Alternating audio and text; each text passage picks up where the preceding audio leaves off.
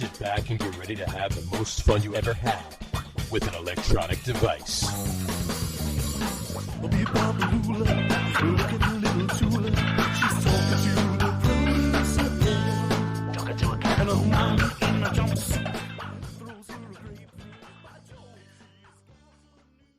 All right, everybody, welcome out to the Get On With It Sports Show. It is Wednesday, March the 29th, 2023. Jersey Johnny coming at you with me, as always, is none other than Mr. RadioPete and Mr. Harry Lug Nutz. Say hello, gentlemen.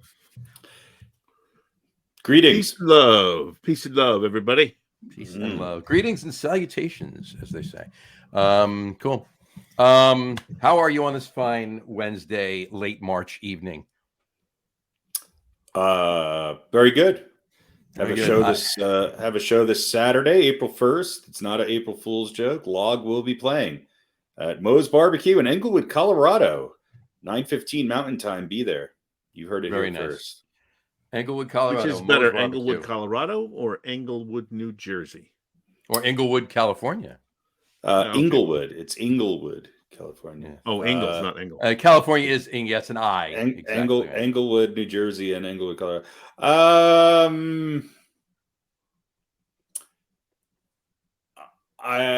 Because Englewood, New Jersey does not border Denver, Colorado, I would say that Englewood, Colorado is better, right? But there's probably a lot of similarities. Yeah, Englewood, New Jersey is close to bordering Manhattan, though. So, I mean, if you look at it, no, it's not. It's close to bordering Morristown. No, it's not. No, I mean, it's close to right. No, it's in I know it's in the middle of suburbia. I know, but yeah, I guess you could say there are decent similarities between the two. You would know better than me, but they're spelled this. That's the first similarity, right? Exactly. Well, I don't think I've ever been to either one, but I'd probably pick Colorado. Yeah. The venue is exactly 6 blocks south of the Denver Englewood border, and you don't realize you're in a different town, city. It's just one big metropolis, south-north corridor that has transitions from hipsters to homeless. So. The plan is we're coming out there in the end of September, so maybe we get Pete to go with us, and we'll do a live show, the three of us together. Although I don't know, will the universe implode if the three of us are in the same room at the same time? It'd have to be a fairly good sized room, I would imagine. Well, maybe we could get like 3 motel rooms all in a row. And then we'll each have our own room, but we'll be right next to each other. We'll be right next to each other. There you go. We can do that. I think. I don't know. I don't know how that would work. We'll sit around a round table and just have one unidirectional microphone in the middle. And somebody would have to set all that up. But yeah. Well, we're bringing Jim because Jim could set that up. Yeah, Jim, good that way. Jimmy, get on that. We're bringing Jimmy, I want to see a detailed spectrogram diagram. Right. That'd be great. I mean, I'd much rather see us do this from in September, do it from the World Series. It wouldn't be the World Series yet, but maybe, the Major League playoff location or something. That wouldn't be a bad idea, actually. So you think Colorado will make it? Well, then not Colorado. No, absolutely not. That's why I'm saying, Right. Yeah. So, all right. Well, then you'll have to come to New York, Harry. So you'll have to do it that way. Yeah. I mean, because that's your best bet city-wise. You get your most bang for the buck with the possibility of entering the playoffs this late September in New York, right? I mean, maybe Los Angeles. Well, you think the Dodgers and the Angels are going to combine to give you as San Diego. I'm including San Diego as a right, very short trip away. 90 minutes. I would put my money on more teams from Southern California getting in than from New York. Very true. So let's not to say no teams from New York will get in, but there's only 2. Yeah, I know, and one of them is the Mets. So one of them is the mess. Did you say? They got in last year. This is true. Yeah, I'm gonna for how many games? 3 brief period of time. 3 big games. 3 big games. So I'm gonna have a beer here. I was actually out in Pottsville, Pennsylvania this past Saturday. I'm sorry. At the beautiful oldest brewery in the United States. Is that the name of it? That's Yingling. I'm drinking. Yes, me, Mr. Craft Beer Guy, is drinking a Yingling premium beer.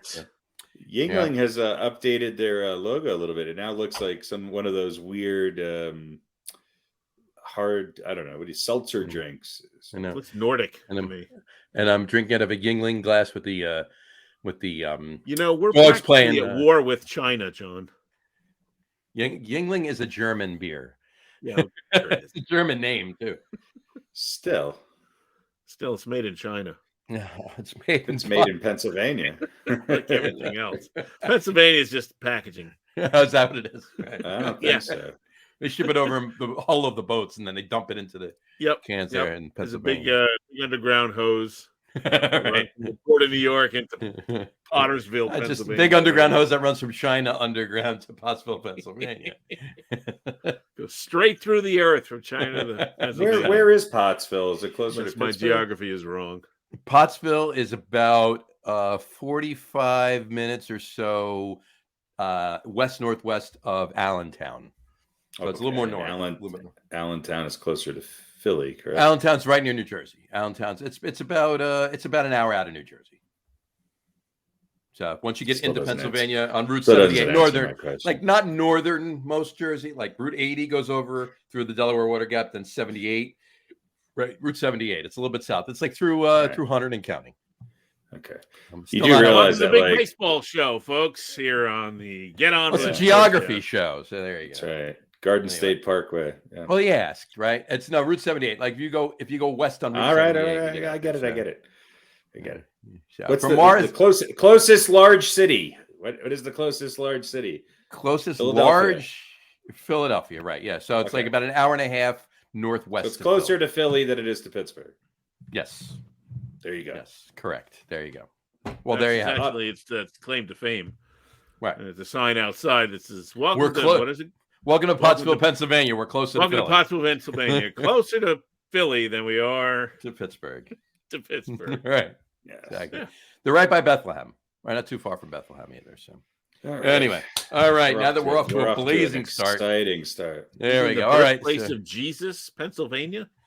All right. Well, oddly enough, there's also a Nazareth, Pennsylvania, not too far away too. So, that's why their city slogan is closer to Philly than Pittsburgh, because Jesus was born right over there. So closer to heaven than Philly. There you go. There you have it. All right. All right. Well, tomorrow is opening day of baseball. So hope springs eternal. Opening day tomorrow. Yes. Come on. And where does that opening day happen? That opening day is happening for the first time since 1968. Every Major League Baseball team will play their first games of the season on the same day. How's that for a in the same stadium? That is at the same time. They're all one big game. It's just... They're really trying to cut down on the globally on the amount of time each game. They want to get. They want to have less. Just one big box score. Mm-hmm. That's right. Of course, the stadium is in Vancouver, so so it kind of defeats the purpose. Purpose. Still, yeah. Well, that's the way it should be. Yeah, absolutely. I never liked the one team has a couple games and then there's a couple days off. Yeah, there's a couple. Well, yeah, what they did was there was the teams had a game on. Some teams open on Thursday. Some teams open on Friday. The ones that open on Thursday didn't play on Friday. The ones that open on Friday didn't play Thursday. And then everybody played a Saturday, Sunday game. Yeah, now, season starts. Everybody's boom right through the weekend. Let's play. Done. Now, is that a makeup for all the other screwy, weird rule changes that they're putting? I don't think better do something to make people, harken back to the old days as well. Rob Manfred is lost his mind. All right. Was he in Manfred Mann's Earth Band? I believe he was kicked out of Manfred Mann's band. And he's been pissed off and looking for a way to take his revenge, and I was taking it out on baseball. So anyway, a lot of new rules for 2023. The pitch clock, right? Yep. We talked about this before. The pitch clock is, so pitchers have 2.3 seconds to throw the ball. Yeah. I think it's 15 seconds. I think 20 seconds, 15 seconds. Okay. The bases, pull that up. Right, here we go. 30-second timer between batters and a time limit between pitches. After receiving the ball from the catcher or umpire, pitchers are required to begin their motion within 15 seconds. 15 seconds. If the base is empty, or within 20 seconds with the runners on base. Mm-hmm. If they don't, it's an automatic ball. I thought there was a new rule that those bases were always loaded this year. Ghost runners on all 3 bases from the beginning of the game. And then hitters have to be in the batter's box and ready for the pitch by the time that clock reaches 8 seconds, or they get an automatic strike. And Rob Manfred comes down to the field and bitch slaps you. Yeah. Right. Now, look, this has apparently speeded up the games by about 20 minutes, 25 minutes. No, it's actually apparently 2.5 minutes. The game times are down by quite a bit. So this is actually working. It's working, but was it necessary? I don't know if that means it's a good thing. Yeah. Okay, it's doing what it was meant to do. But, I mean, the whole thing, the way I read it and the way I take it is that Rob Manfred's going after an audience by speeding the games up that I really don't think he's going to get if the games were 5 minutes long. He's looking for the younger audience, and they're obviously their attention span in the younger audience is, clearly not where everybody else's should be or where theirs should be. And their the younger audience's attention span is very short. Sorry, what? I wasn't what? How many seconds? We're the younger audience. Oh, you're the younger audience. Yeah, we want guys that are under 60. Right. Anybody under 60, exactly. They doze off, and we gotta not far under 60. I mean, that brings up all of this is to speed up the game and to increase scoring. Right. They've made the bases bigger. You can only have, I think it's 2 pickoff attempts now. So runners are going to be highly advantagized, if not incentivized, to steal. Right? Is advantagized the word? I like it. It is I think we're going to use it now. It's advantagized. I'm writing that down. Advantagized. That's like snacktacular. Yeah. So they're speaking of snacktacular. This is the answer now is more offense. We want more runs scored, and we want players to be able to do it without just hitting the home run or walking a home run. We want a base hit, or we want the walk, or we want a stolen base, and then we want a single, and blah blah blah. So all this just to drive up scoring. Ghost runners in the extra innings. Are they still doing the double headers or 7 innings each? Is that staying in place? No, the ghost runners are gone. The 7 inning games are double headers are gone. That's all done. No, the ghost runners are still here. They are? Yeah. I thought they were getting rid of that after last year. No, permanently implementing. Every half inning after the ninth begins with a runner on second base. Does anybody watch a full baseball game? I mean, don't you think that a lot of the viewership of baseball is? I understand if you're at the game, that's one thing, and it is kind of nice if it's sped up a little bit while you're there. But is anybody actually watching full baseball games? This so-called younger audience that they're trying to get. No, they're not watching baseball games at all. They're playing World of Warcraft, or they're on their cell phones watching YouTube and TikTok. They don't care. Well, that's what I mean. I think people watch clips. People watch clips. People follow their individual players. People watch their fantasy leagues, which I'm all for. I think that's great. So this idea of speeding it up, is it really to help viewership, or is it just to? Well, look, who knows? The average time last year, 3 hours and 6 minutes. Right. It has gotten longer. By the way, baseball has gotten all-time high. All-time high in 2021 was 3 hours 11 minutes. Mm-hmm. Right. So then last season down to 3 hours 6 minutes. So let's say you take 20, maybe 25 minutes off that by speeding things up, right? I like it. Which I think is going to be somewhat counteracted by if you have more runners on base. If you've got guys on base, if these guys are advantagized and incentivized to do something other than hit a home run, well, then it's going to take longer to score a run, right? It takes longer for a guy to get a single and to steal and then to be driven in than it does for a second guy to get up and hit a home run. But anyway, I hear what you're saying. 20 or 25 minutes off. Where is it? Like, how do they decide? Yeah, these kids after 2 hours and 38 minutes, they're tuned out. So we got to try and get it down close to 2.5. Why is that the magic number that they think suddenly people are going to stay? If it's about revenue, then what is the one? What is the one thing that goes up if the game is longer? Advertising. You get more advertising time. Yeah, right. That's what I'm saying. You're short. So are they going to just charge? You're forcing local affiliates to probably raise ad rates. You're forcing national, games to have higher ad rates, which maybe that was the point. I don't know. I think bringing the game time down is okay, and a pitch count, okay.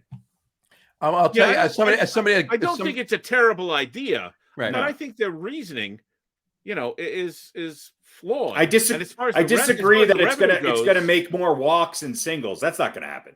No. That's got to be a complete shift in how as somebody that goes to a number of games every year.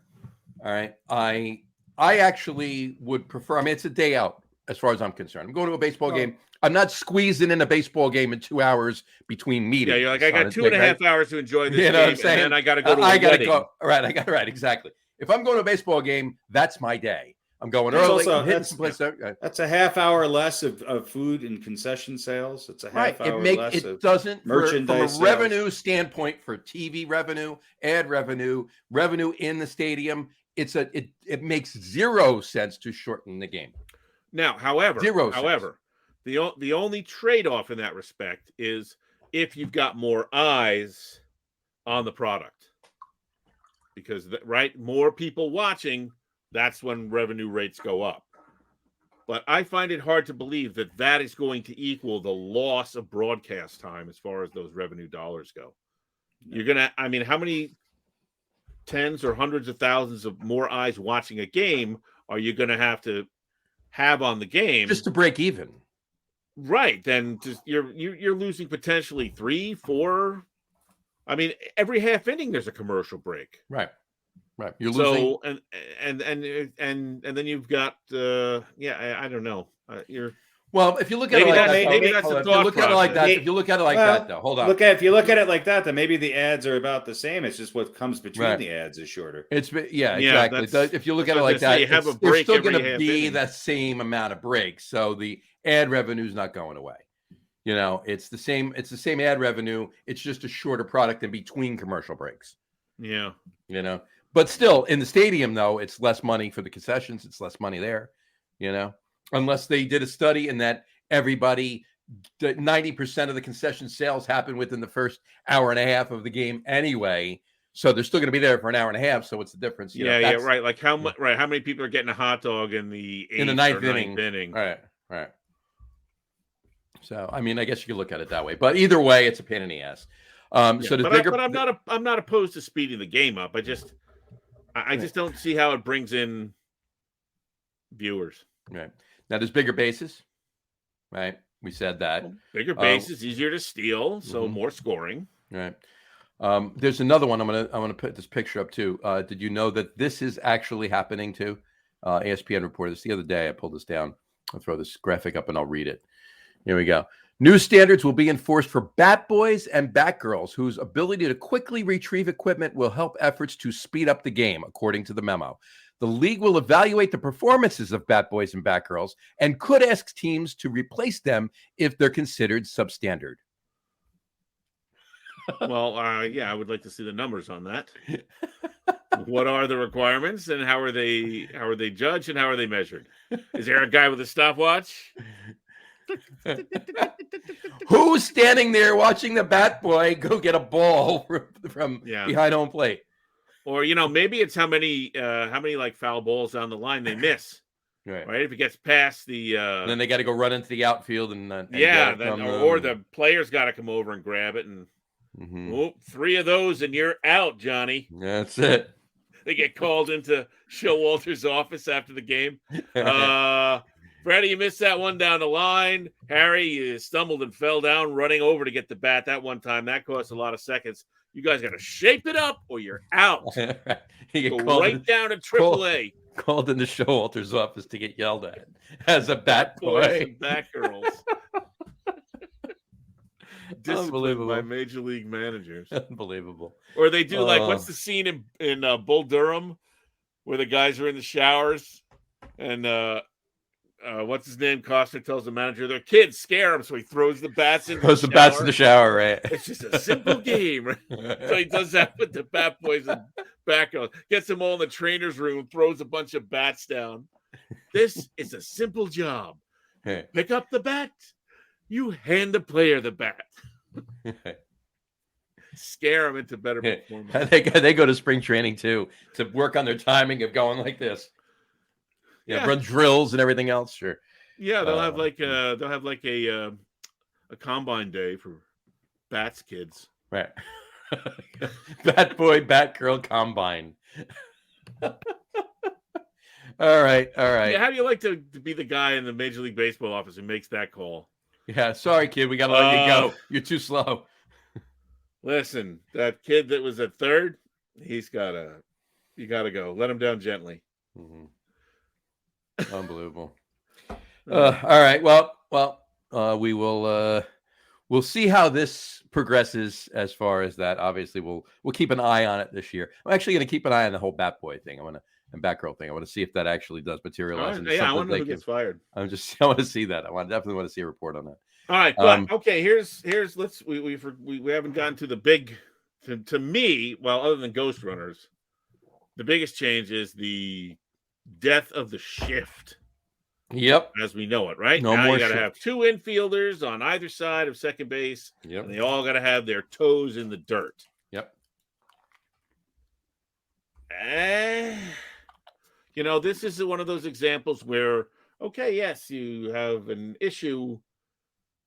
So you create a shift to cut down on these guys, and they're making a lot of outs instead of hitting the other way or bunting or whatever it is. Instead of letting the problem solve itself organically, we're going to implement a rule, and now you can only play here and there. Now you can only play here and there. So we're going to de-incentivize any opportunity that players might have wanted to take to work on hitting the other way or bunting, because there was a big freaking hole over there, right? And they can get a cheap base hit out of it. So now we're going to take that away and go. Now it's going to be a video game where the players are always where the players are, or you have a couple of settings, right? You can set your infielders for double play depth, or they can guard the lines, but they're just basically pretty rigid now. Right. I think it's stupid too. But I think it's stupid, but I will tell you this though. I still don't understand why more batters that face a shift, right-handers can't hit the ball the other way. Can't hit the ball the other way. Why because can't they suck? Right. You're making millions of fucking dollars to hit the ball. You can't bunt the opposite way of the shift. You can't hit a ball down the line the opposite way of the shift. Rod Carew would have hit 525 if the shift was in. Unbelievable. These guys can't do that. Yeah. Now here's the thing. Now I'm not going to really try and defend the Major League Baseball players, but yes, these are the best players in the world. They're also facing the best pitchers in the world. If you haven't had to do that, and we are of a generation now, and I think the game has changed.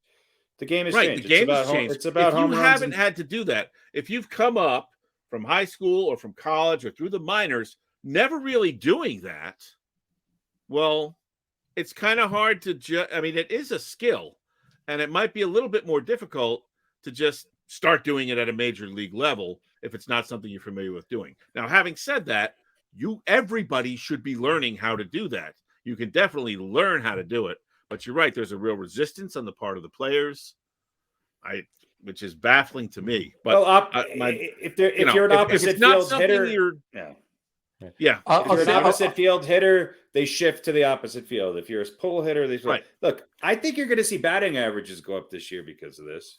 Of course, because I do think that some of the hitters who can hit to the opposite field are now going to have an advantage, and so I'm all right with it. Seeing 12 guys on one side of the infield, one side of the field, it's just I don't know. It seems to me it just kind of takes strategy out of the game. You might not like the strategy, but I don't think you should outlaw it because it's unpopular. Rob Manfred's a little bit taking a lot of strategy out of the game. So getting back to your earlier point, I think what this will do is it'll allow small ball. I don't mean small ball as kind of nickel and dimes. I just mean my complaint about baseball is that it's not as exciting anymore because the 310, 325 hitter who can lace a double down the right field line as a righty, it doesn't happen anymore.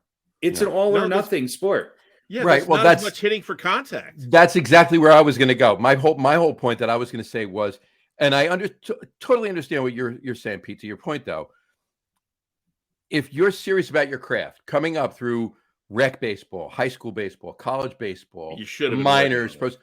If you're serious about your craft, you should know where you can hit the ball the whole time, whether there's a shift on or not. That's regardless of who's playing, where they're playing. You should be able to say, I need to hit this ball up the right field line. Boom, I'm hitting it up the right field. I need to pull this ball up the left field line. I'm going to hit it there. You should know, you should be able to have the talent or the tools and have learned how to control where you're hitting the ball. So, right. But, if you can jack it out of the yard 30 times or 35 times, then no one cares whether you can hit to the opposite field. People were jacking it out. People were hitting it out of the park 30 or 35 times and also hitting twice as many doubles and singles and triples back in the day. Fairly certain people that have the home run records knew how to hit the ball. Is pitching that much better? No, it's not. The best hitters could hit a double off Nolan Ryan occasionally. Right, but my point is they were asked to, and they were expected to all along. Well, these players, I don't think they're expected to work on that as much because they can hit it out. The home run has become overvalued. Right, and baseball's become more international with a way higher percentage of Latin Americans, and that skill set has diminished there as well. So it's diminishing everywhere. It's not everybody. It's diminishing. But you know what? I think what you're saying about batting average, I think they'll go up for a number of reasons. One of which is it's 3 inches shorter to first base. How many bang plays do we see at first where we watch the super slow-mo replay 3 or 4 or 5 times and we go, well, those are all going to be, well, safe not all, now. but a lot of those are going to go to the runner, right? Look at it this way. Almost every single one of the bang plays are going to be safe.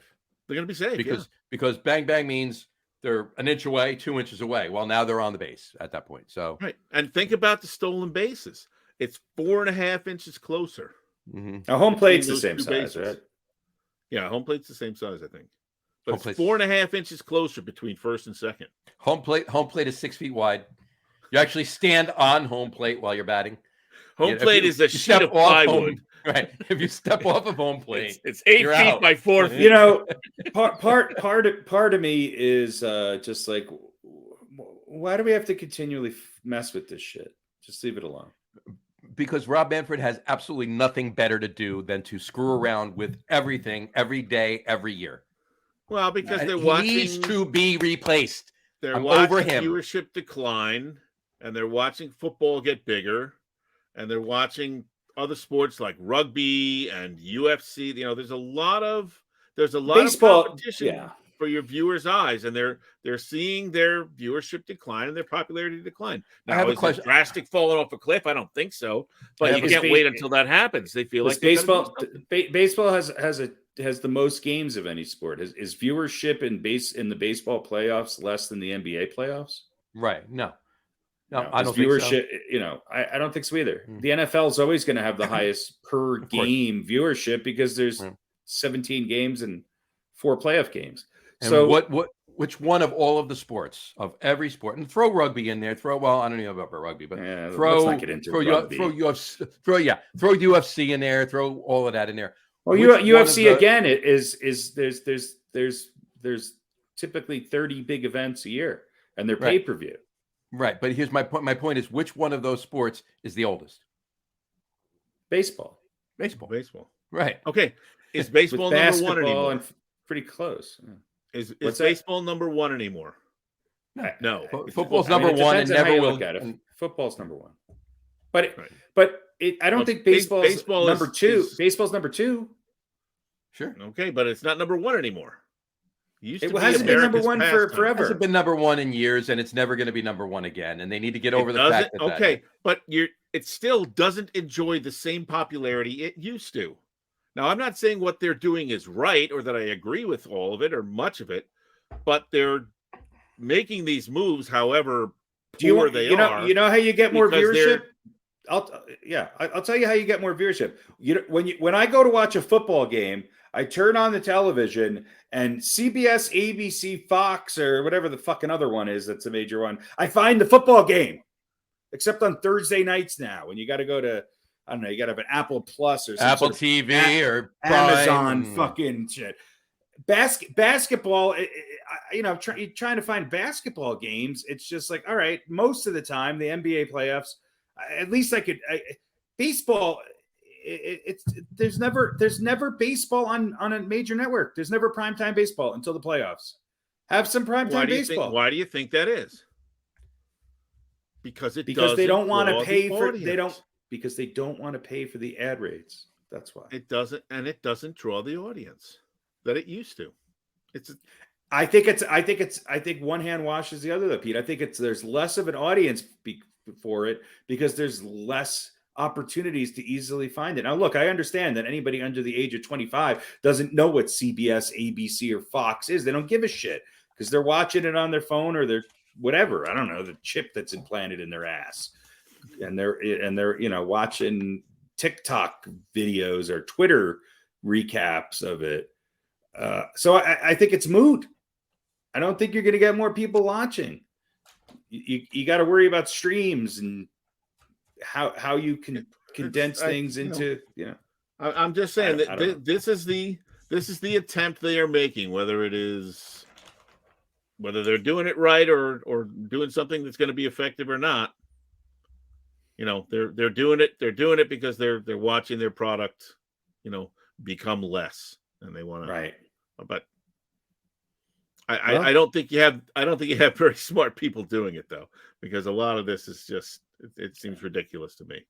But you know what? We're going to find out, right? And we got bigger. Maybe in a couple of years, maybe bigger bases. Maybe in 5 years, we'll baseball will have something of a resurgence. Maybe they can make the bases really nice and soft, and guys can, like, if they steal second, they get like a nap or something. Right. Right. Or they get to slide it to second, and if they're safe, they get to pull out their phones and go on TikTok for 5 minutes before they stand up and they get to pop. They get to pop their shirt and show their whatever their religious medallion of the day is to their fans, and then we resume play. Well, maybe they could flip the base like they did with the bat. That's right. There you go. Slide in. Maybe under the base is a QR code, and everybody can scan it and you get a free fucking delivery. Get a free taco. You get a free hour on Pete's OnlyFans. Yeah.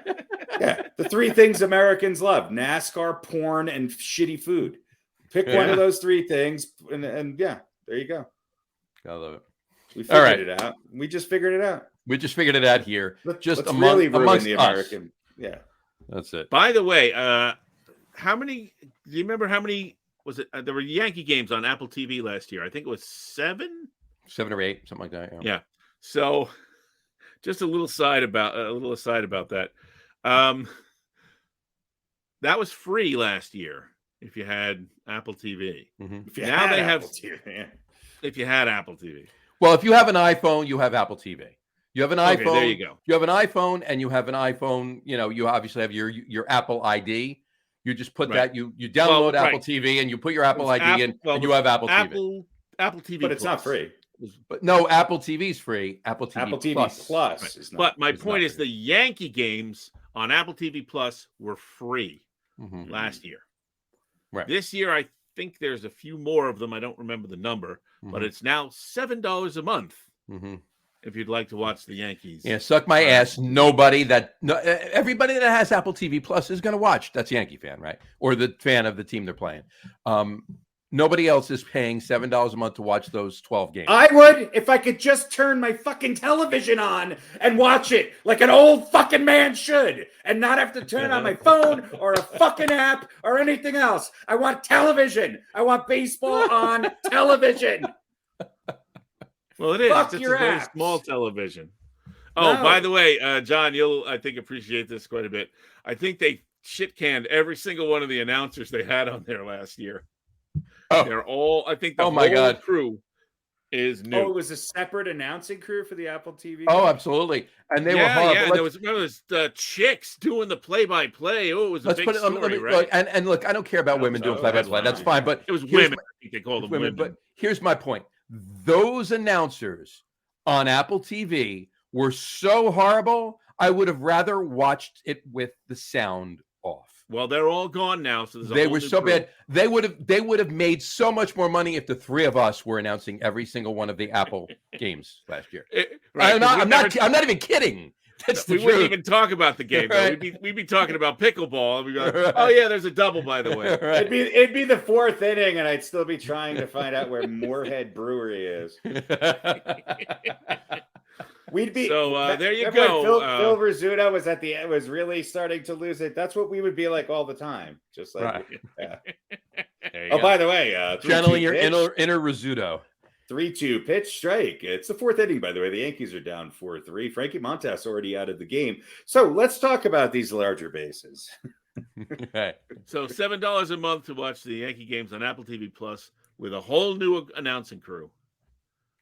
So there you go. Look, there's a lot of good announcers out there that obviously aren't announcing on Fox and NBC, and get them on Apple. Yeah.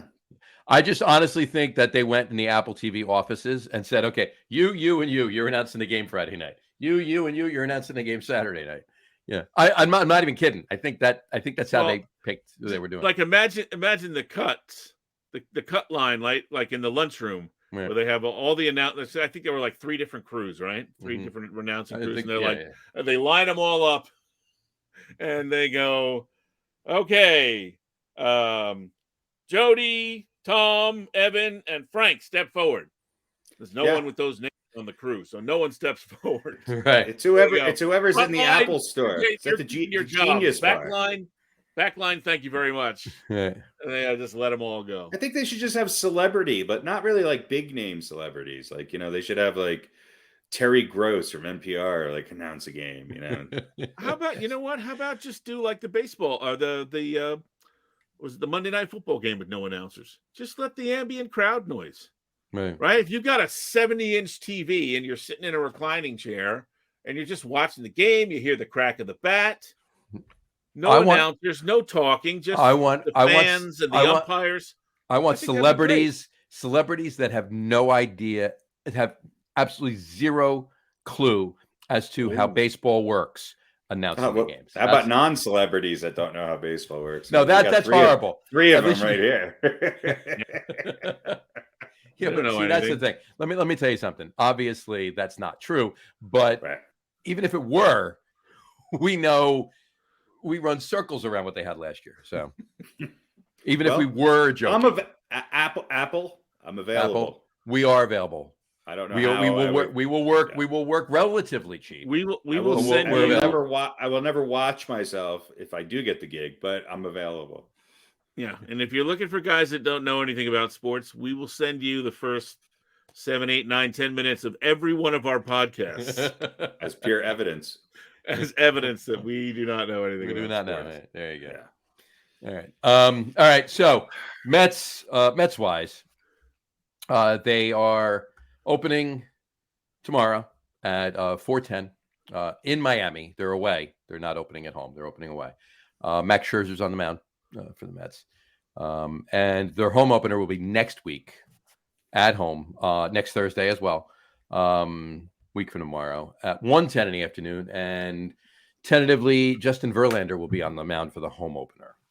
So there you go. That's the Mets. There you go. You can find all of the Mets home games on Hulu. You'll be able to find all of the Mets home games on Fubo TV. Fubo, yes. Not Fubo TV. Fubo TV. Plus. Fubo Plus. It's always a plus. Right, a plus. Yeah. Plus Fubo Extra Plus. If you see the plus, then you know you're paying. You're paying. Right.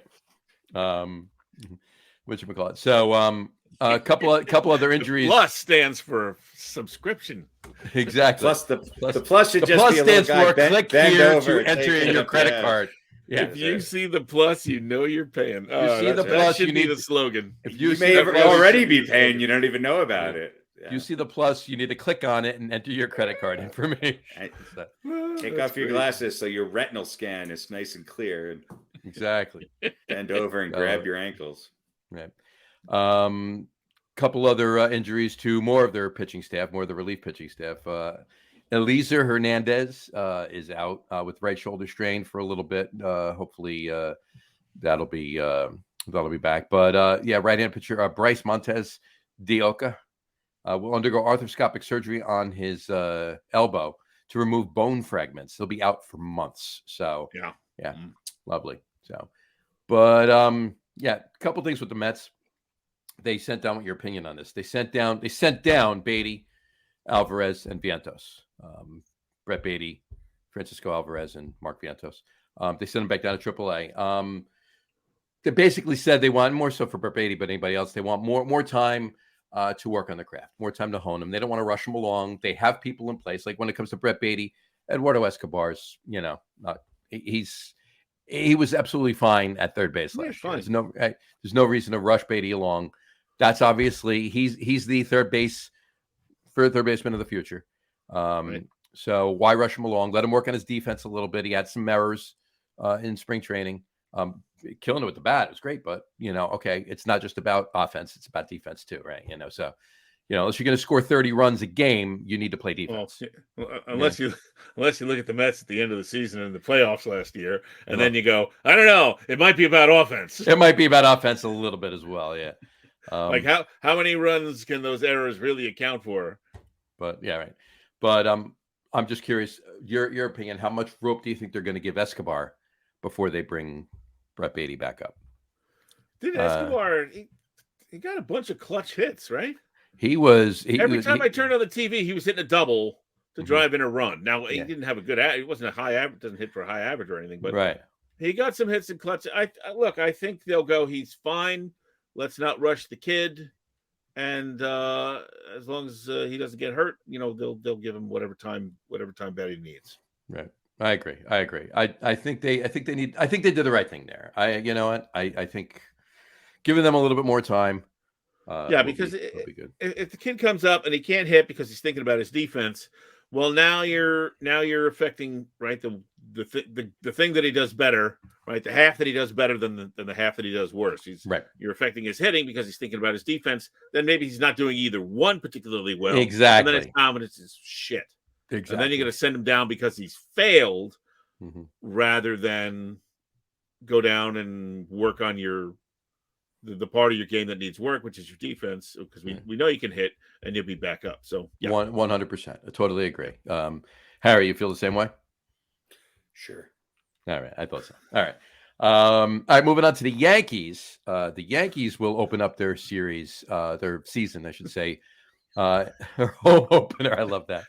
Harry, I think you need to do a separate podcast each week. Harry on the Mets.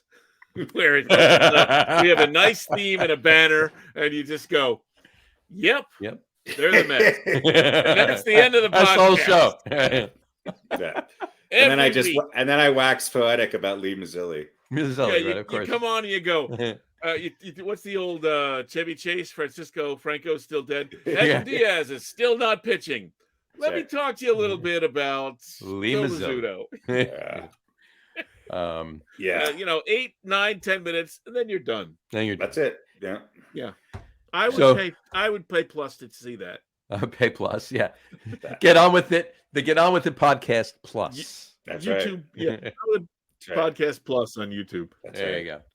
Right. So, all right. Sorry. Go ahead. So that's all right. The Yankees will open up their season tomorrow at home at 1:05 p.m.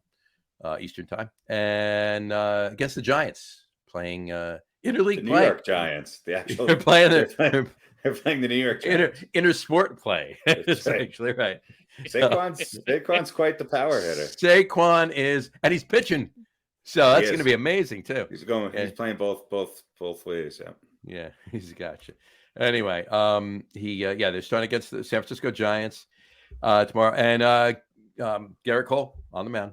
So that makes sense. Here we go. But the big story Right. But the bigger story is Anthony Volpe, right? Anthony Volpe announced he's staying in the bigs. He's going to be the starting shortstop. How do you feel about that, Harry? I like it. I mean, obviously, I think you have to set your expectations realistic.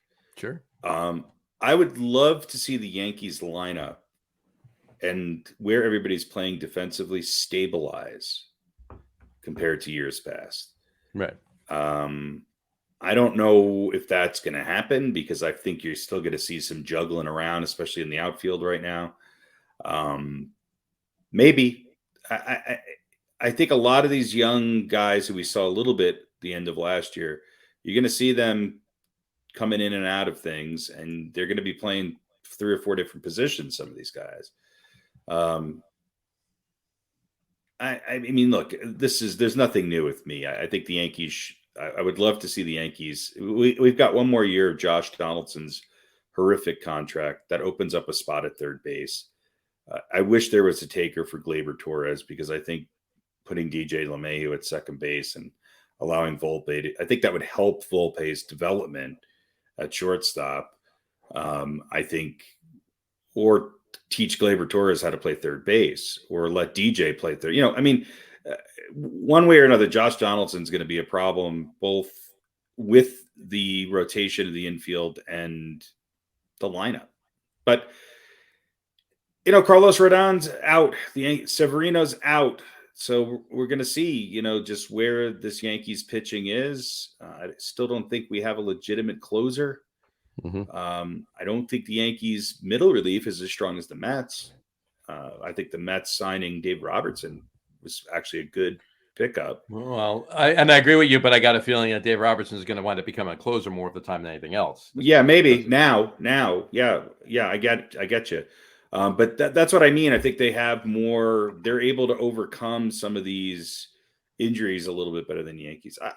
I don't think the Yankees are a better team than they were last year. I think they have the potential of competing against the Astros better if Rodon and Cole are healthy and they both perform up to their expectations. Doesn't mean that they'll win because the 1 and 2 on Houston might be better all the time, but it gives them a chance in the postseason. The same question marks I had about the Yankees lineup I have this year that I had last year. The bottom of their lineup is horrible. Yeah. Well, maybe not anymore because they're saying they're going to be batting Anthony Volpe in the ninth position. So I mean, look, I think that the big thing with Volpe is let him actually get to play shortstop and figure that out. If he hits 250, 255, 256 and drives in 65, 70 runs, it'll be a smash hit. But that's all I kind of expect from him. I don't really expect dynamic power numbers. I don't expect him to do what he did in preseason. I'm setting it very realistic. And I think it would be good for him and the Yankees. Look, if he's halfway as good as what he's projected to be, let him play. Let him play. There's no, as long as he's better than IKF, then let him play. There you go. I agree. I think it'll be. I think this was a good move. Yeah, the Yankees obviously did not go after a big free agent shortstop because of Volpe and Peraza to a certain degree. But look, I think the organization likes this kid, and I think that they've got his backing. He has their backing and Volpe, and I think that's what it's going to be. I also think that he has the potential of being a little bit more disciplined at the plate than some of their other prospects. But look, the Yankees prospects over the last 5, 6, 7 years, not so great. No, and he's a Jersey boy too. He is. Watchung. Watchung. Yeah. So and so there you go. All right. So opening day tomorrow for both of those teams, for every team. First time, like I said, since 1968, every team will open their first game tomorrow on the same day. All right. Couple other things. I wanted to read this. A couple other points of interest from the web here. I just wanted to announce this came out the other day. I thought it was interesting. Ken Griffey Jr. will be the 4th highest paid player for the Cincinnati Reds this season. Oh yeah, I saw that the other day. He's still getting paid. He's still getting paid from Cincinnati. He will make $3.59 million, almost $3.6 million, thanks to his deferred payment agreement of his contract extension with the Reds in 2000. So he'll be the 4th highest paid Cincinnati Red this season. So his feelings weren't hurt about that. Not at all. He's okay with that. Okay, he's good. He's fine. Yeah, I just thought maybe he was whining about something new. No. He's fine with that. Now that's only for another couple of years. Then he's done. Does he get a World Series ring if the Reds win a World Series? I don't believe so. Oh, okay, probably not. Probably not. No. And then the other thing I wanted to bring up was Daniel Murphy. Remember him? Yeah. Just signed a contract with the Long Island Ducks. Oh, good. That means I can go. And they're a roller derby team. So the Long Island Ducks, right? The Long Island Ducks are, they're part of the Atlantic. It's a partner league, right? Bud Harrelson is one of the owners of the team. Yeah. And of course, good old Wally Backman is the manager. So yeah, they get some major leaguers coming through at times. I think Ricky Henderson, he didn't play for the Ducks, but he played for the Bears. Newark, I forget the where Bears in Newark. For the Newark Bears, yeah. Yeah, the Newark Bears. Yeah. And so they get, I saw Ricky Henderson play for the Bears. Saw Canseco. Which could Jose Canseco play for the Bears too. And in fact, Danny Cannell, former quarterback for the New York Giants, played for the Bears as well too. So that was funny. I pitched 4 games for the Bears. He did. You did. Not that big a deal. Harry did. He did play. Now listen, you know what? That's a great. If you want to go to a baseball game and you've got one of those teams nearby and you've got young kids, that's a great experience. It's a 7-inning game. Not the Newark Bears. Well, I'm just saying. Park on Route 20. Park on McCarter Highway. Cross over. You could park at the Zanzibar across the old. I'm talking more about once you're inside. The Long Island Ducks. Yeah. Yeah. Where do the Long Island Ducks play? Don't say Long Island. Islip. Islip. Yeah. Okay. Yeah. So right by the court system, the courthouse there. But it's nice. It's a nice little stadium, and like I said, it's smaller crowd, shorter game. You don't have to pay $80 for parking. No, it's fun. Took the boys to a few games there. So what's the average length? It's a good way to kind of Long Island Ducks game. I'll come out. We'll go to, especially if your kids are young, right? You don't want to necessarily trek all the way, depending on how far you have to go to a major league stadium and pay all that money for the tickets and the parking and all that. Yeah, they're not there for the game. Right? Yeah, you're there so that you can get out of the house, and they're there so that they have a hot dog and some cotton candy. Right. And there's only so much food you can stuff into them before they start to get cranky. And so if you walk out of a Ducks game in the 5th inning because your kid is screaming and you can't hit him in public and all that, it's fine. It costs you whatever, $25 as opposed to whatever it costs to go to a major league game. So yeah, I'll come out. And we'll go to a game on Daniel Murphy. Go see Daniel Murphy play at some point this year. And boo the shit out of him. Boo the hell out of him. Right. Exactly. All right. I got a couple of opening day fun facts for you, but let's do it in the form of trivia. There's no contest here. I'll throw it out there. You don't answer. It's for both of you. Whoever answers. If you don't, I'll give you the answer. So just three. Opening day fun facts. Here we go. Number 1, I'll throw this out there. If you know it, answer. If you don't, I'll tell you. Who holds the record for the most opening Chad days? Sorry. Who holds the record? Who holds the record for the most opening day starts? That's a pitcher, obviously. Greg Maddux. That would be incorrect. Pete? I'll say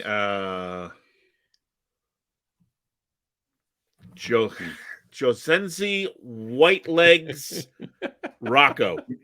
Josenzi Whitelegs Rocco. Spider the Gonzalez. old St. Louis Mud Hens. St. Louis Mud Hens. Before they moved to Toledo, right? Exactly. Before they moved to Toledo. You're both wrong. It would be Tom Seaver, actually.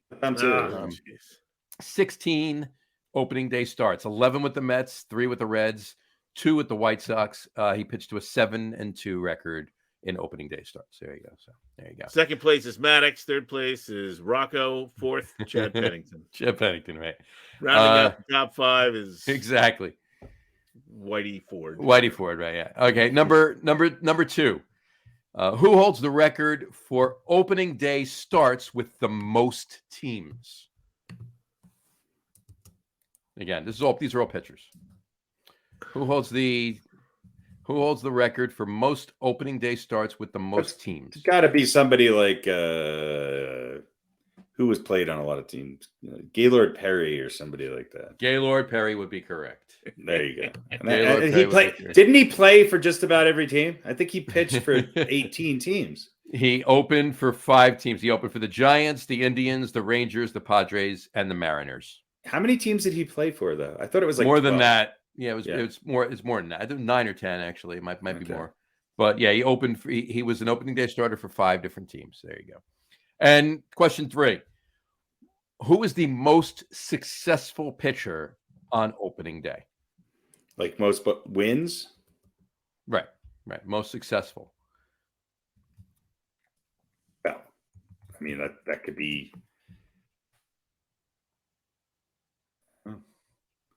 Is it Tom Seaver? It's not Tom Seaver. Pete? I'll say Babe Ruth. No. It is Walter Johnson, actually. Really going back. Walter Johnson. He's also playing for the Long Island Ducks this year. He is. 14 starts with the Washington Senators. He had 7 shutouts on opening day and pitched to a 9-5 record. Isn't that the main character on Breaking Bad, Walter Johnson? Walter Johnson, right? Exactly. All right. Prediction time. Oh boy. Prediction time. Let's get this going. All right. We're going to start with Harry, and we're going to start with the NL East. I need the team that's going to win the NL East and what the record is going to be. That's what we need to do. Oh boy, record too. Mm-hmm. You know what? They're going to do it. I know you guys are the Mets guys. I always seem to be the guy who picks. I think the Mets win it again this year. Right. Again. I think they win 95 games. So 95 games. So 95 and 67. There you go. All right. Pete. I think it's going to be the Philadelphia Phillies. That's who was my second choice. There you go. And what's their record going to be? I think they're going to win 96 games. 96 games. So 96 and 66. All right. Of course, I'm going to say the Mets are going to do it, and I believe that they are, and they're going to win 98 games. They're going to go 98 and 64. There you go. All right. National League Central, Harry. I mean, there's only one team in that division, the Cardinals. Mm-hmm. And the record? I think they win 94 games. 94 and 68. All right.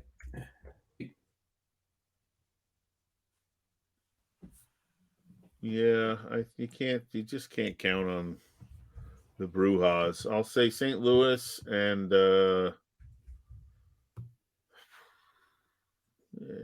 I'll say they win 92. Say they win 92. All right. I'm saying the Cards and 95 and 67. 92. So you say 92 and 70. All right, cool. NL West, Harry. We're going to have a change this year, folks. It's going to be the San Diego Padres. Mm-hmm. Keep it classy, San Diego. There you go. Record? They are going to win 98 games. 98 and 64. Wow. There you go. All right. Pete? It better be the Padres.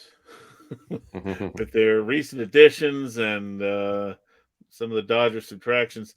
I'm going to say San Diego. I think they win 101 games. Wow.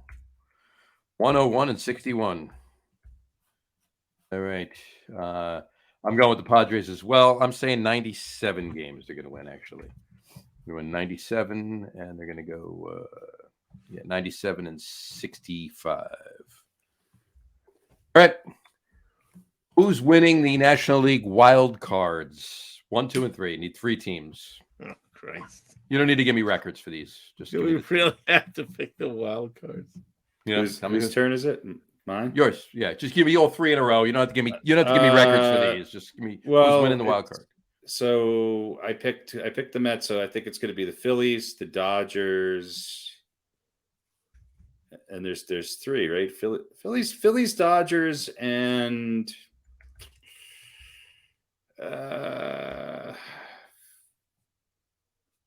Braves.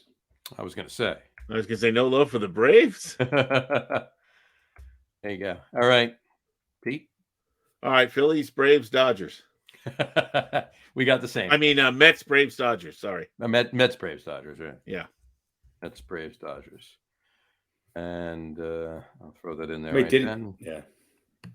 I picked Philly to win the division. Yes, you did. The Phillies going to be tough this year. I think. Yeah, we'll talk about that later. But yeah, they got a good team. They do. I'm going to say the same thing. I'm going to say Phillies, Braves, Dodgers, same in that same order. Phillies, Dodgers, Braves, rather, same as Harry said. Yep. Yeah, you guys are in lockstep there. All right. American League. Harry, kick us off with the East. Who's winning the East and with their records? Last year I was high on the Blue Jays. I don't know if they've done a few things in the offseason. You know what? I think the Yankees are going to win the East again. I'm going to go with the New York Yankees. And they're going to win 96 games. Yankees 96 games, you say? Yeah. 96 and 66. All right. Pete. I feel like the Blue Jays underperformed a little bit last year. They had a lot of injuries. And every team has injuries. Right. Yankees, finally brought in another top-notch pitcher.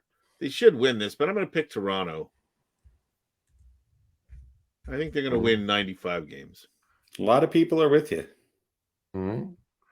95 and 67. All right. And I'm going to say Yankees 94 games. All right. American League Central. Harry. The Cleveland Steamers. Steamers. And how many games are the Steamers going to win? I'm kidding. 94. So the Guardians? You're going with the Guardians? Yeah. All right. Guardians, 94 games. 94 and 68. Pete?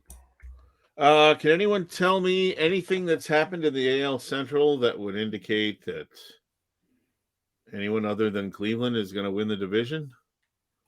I mean, not that I've been paying attention, but did Chicago do anything? The Bears traded their first round pick for DJ Moore. Yeah. All right, so I'll have to take the Steamers. And I'll say 90. They win 90 games. 90 games, so they're going 90 and 72. Yes, 90 and 72. What did I say for Cleveland? How many did I give them winning? 94, you said. I'm going to go 92. I'm going to change that to 92. Sorry. 92. Ooh, so they'll have the same record as last year. Nice. 92 and 70. All right. And I'm with you on that. I already had it down as 92 and 70 for Guardians, 92 and 70. That's the record. AL West. Harry. The Dynasty, the Astros, they just keep trucking along. They're going to win 101 games. Astros are going to win 101 games, are they? All righty. Astros 101. 101 and 61.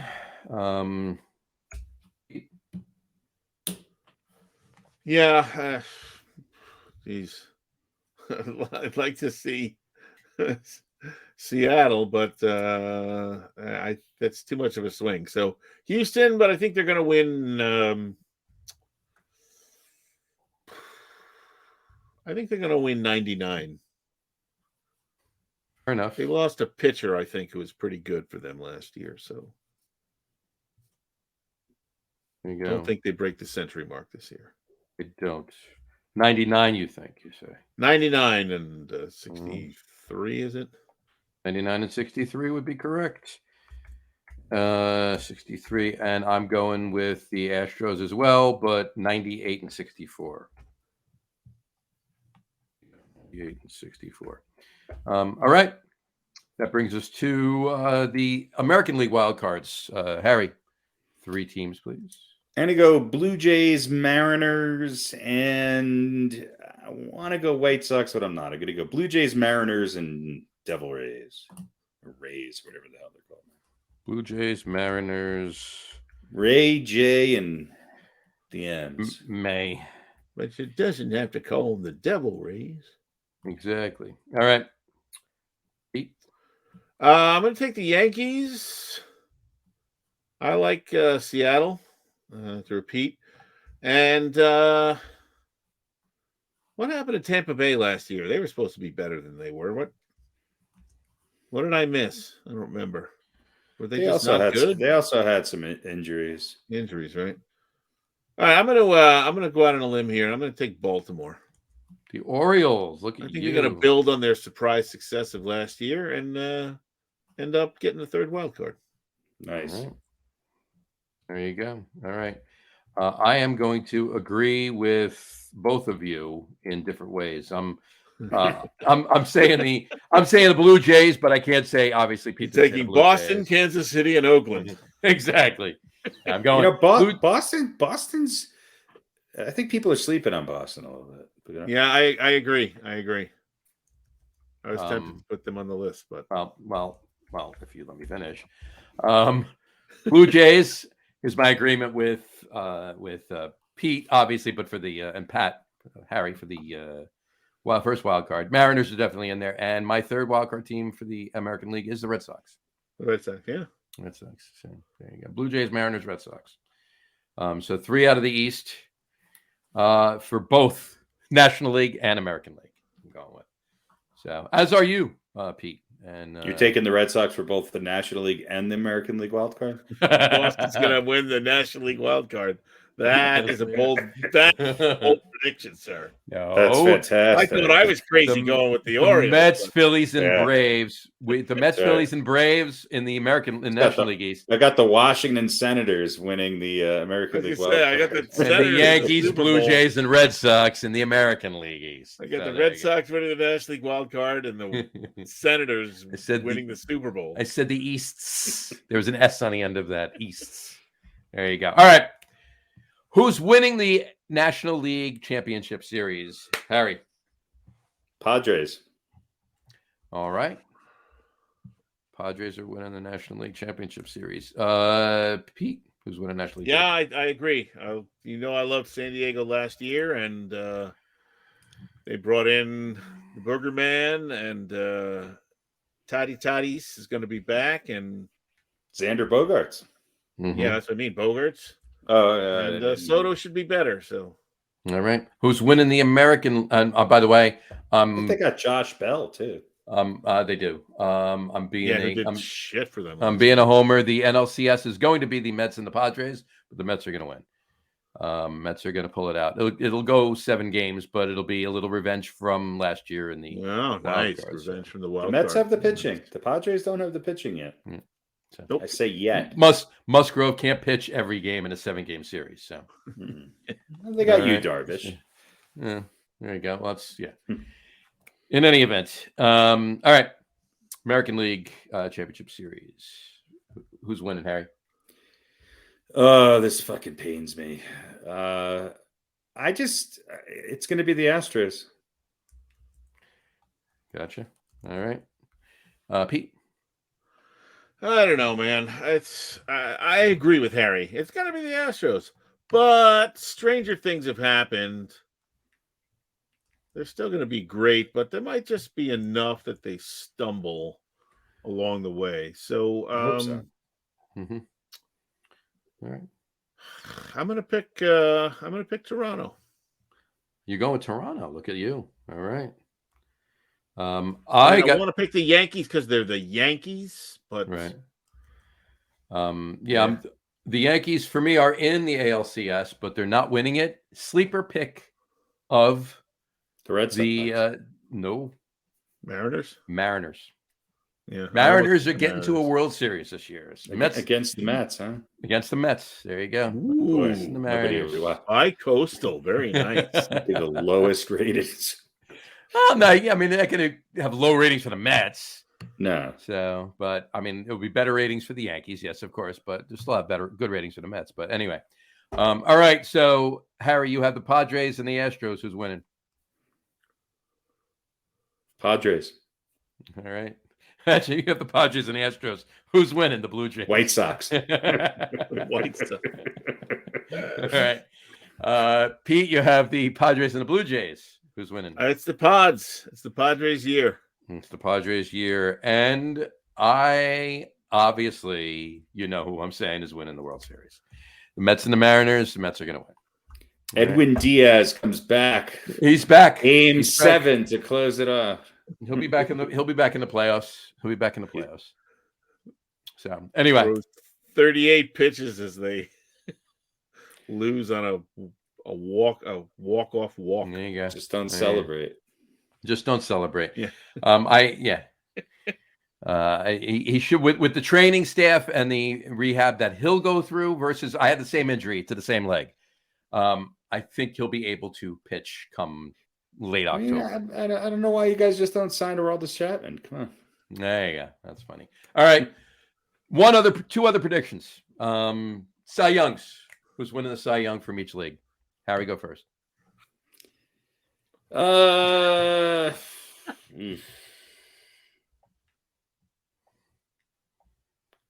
I think the Cy Young winner in the American League is going to be Framber Valdez from the Houston Astros. Framber Valdez. There you go. All righty.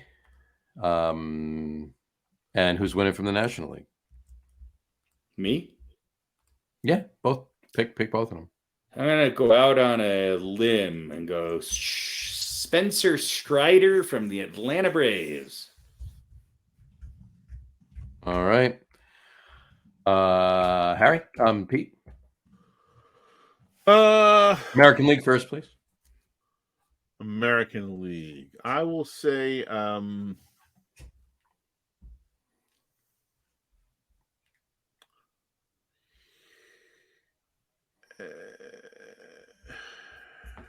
I'll say Max Scherzer.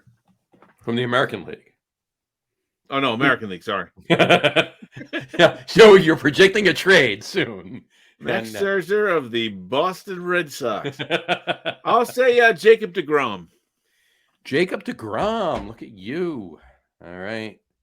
And I'm assuming you're going to go Max Scherzer for National League? I'll take Scherzer in the National League. Why not? All right, typing it in there. And I will be going with Christian Javier for the American League. And Justin Verlander for the National League. Wins another there you go. All right, cool. Well, there you go. Those are our predictions. Right. No MVPs? You want to do MVP? Let's do MVPs. Jesus. All right. Who's winning the National League MVP and the American League MVP? Go ahead, Harry. Trey Turner wins the National League MVP and Shohei Ohtani wins the American League MVP. And Shohei Ohtani. All right. All right. Pete? I think Ohtani, of course. Mm-hmm. And I'm going to say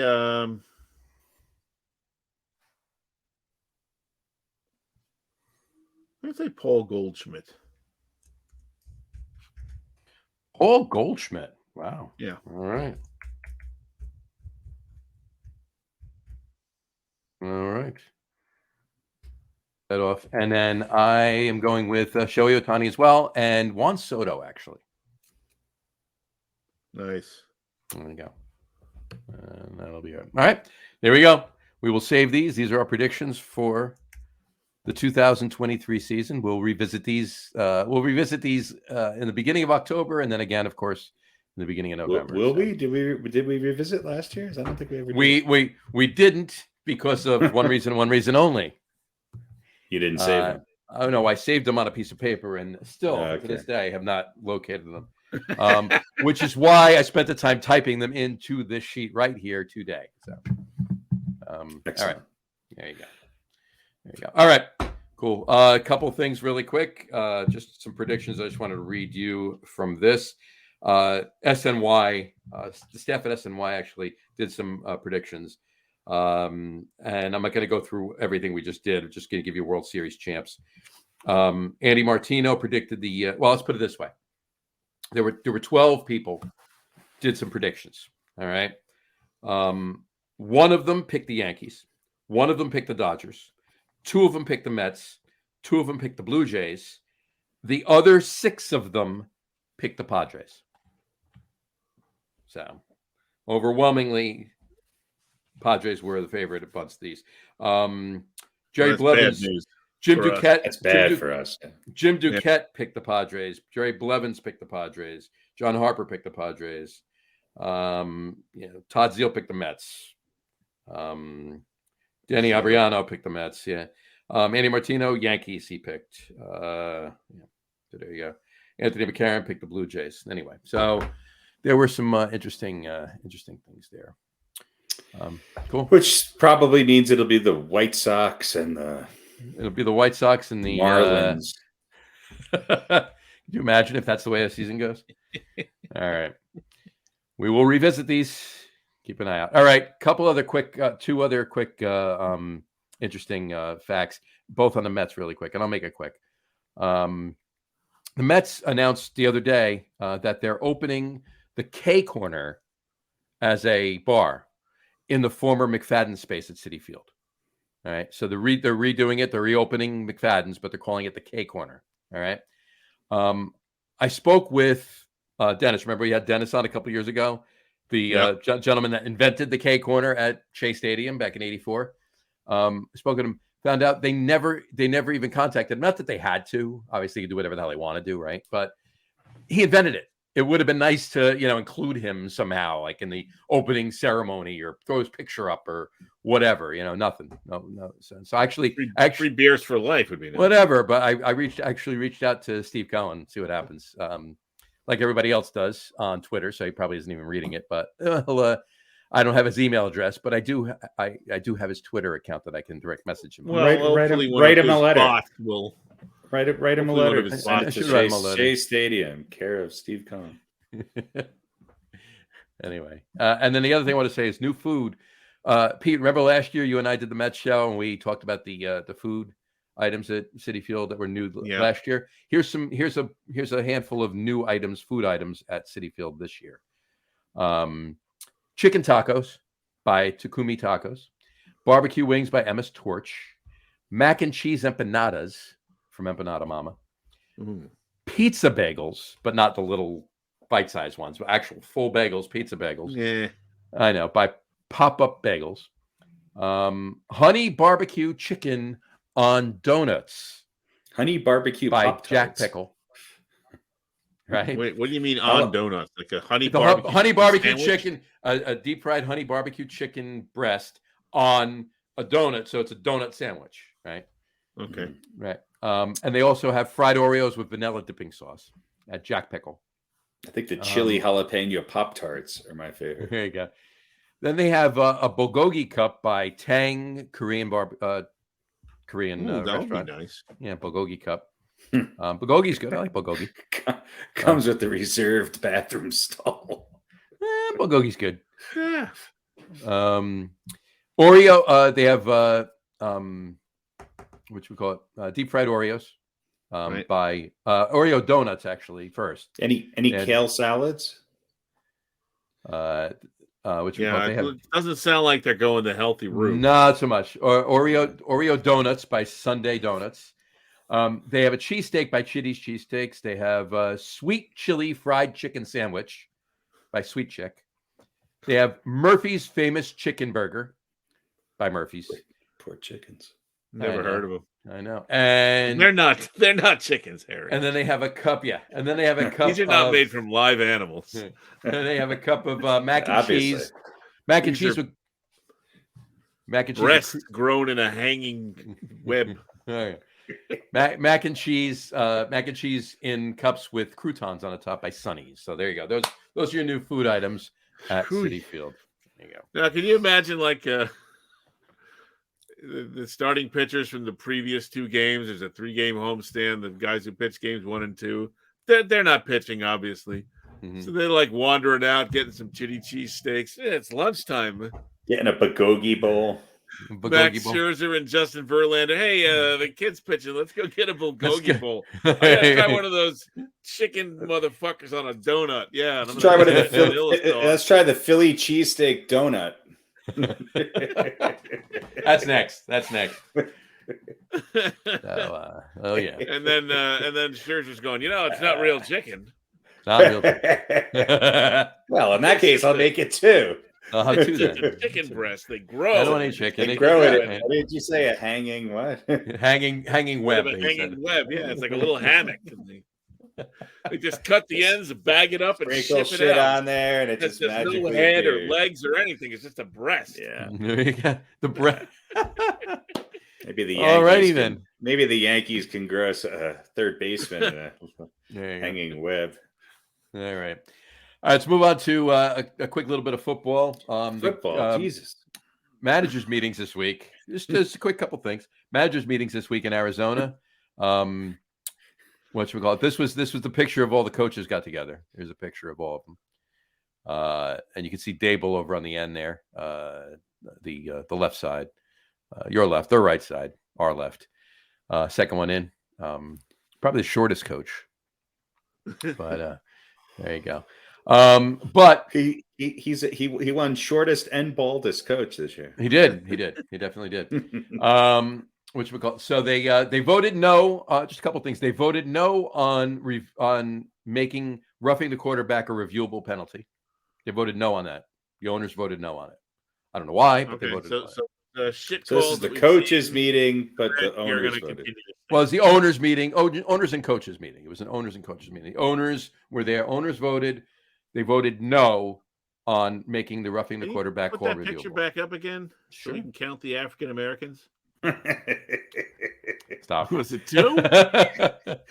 They put a couple guys in the shadows to make it look like they were darker than they actually. Three. All right. Yeah, 3. There you go. Where's the third one? Yeah, there you go. On the end. Oh, there you go. Yeah, just like the mix of players and the American public. It's America's game. Alrighty.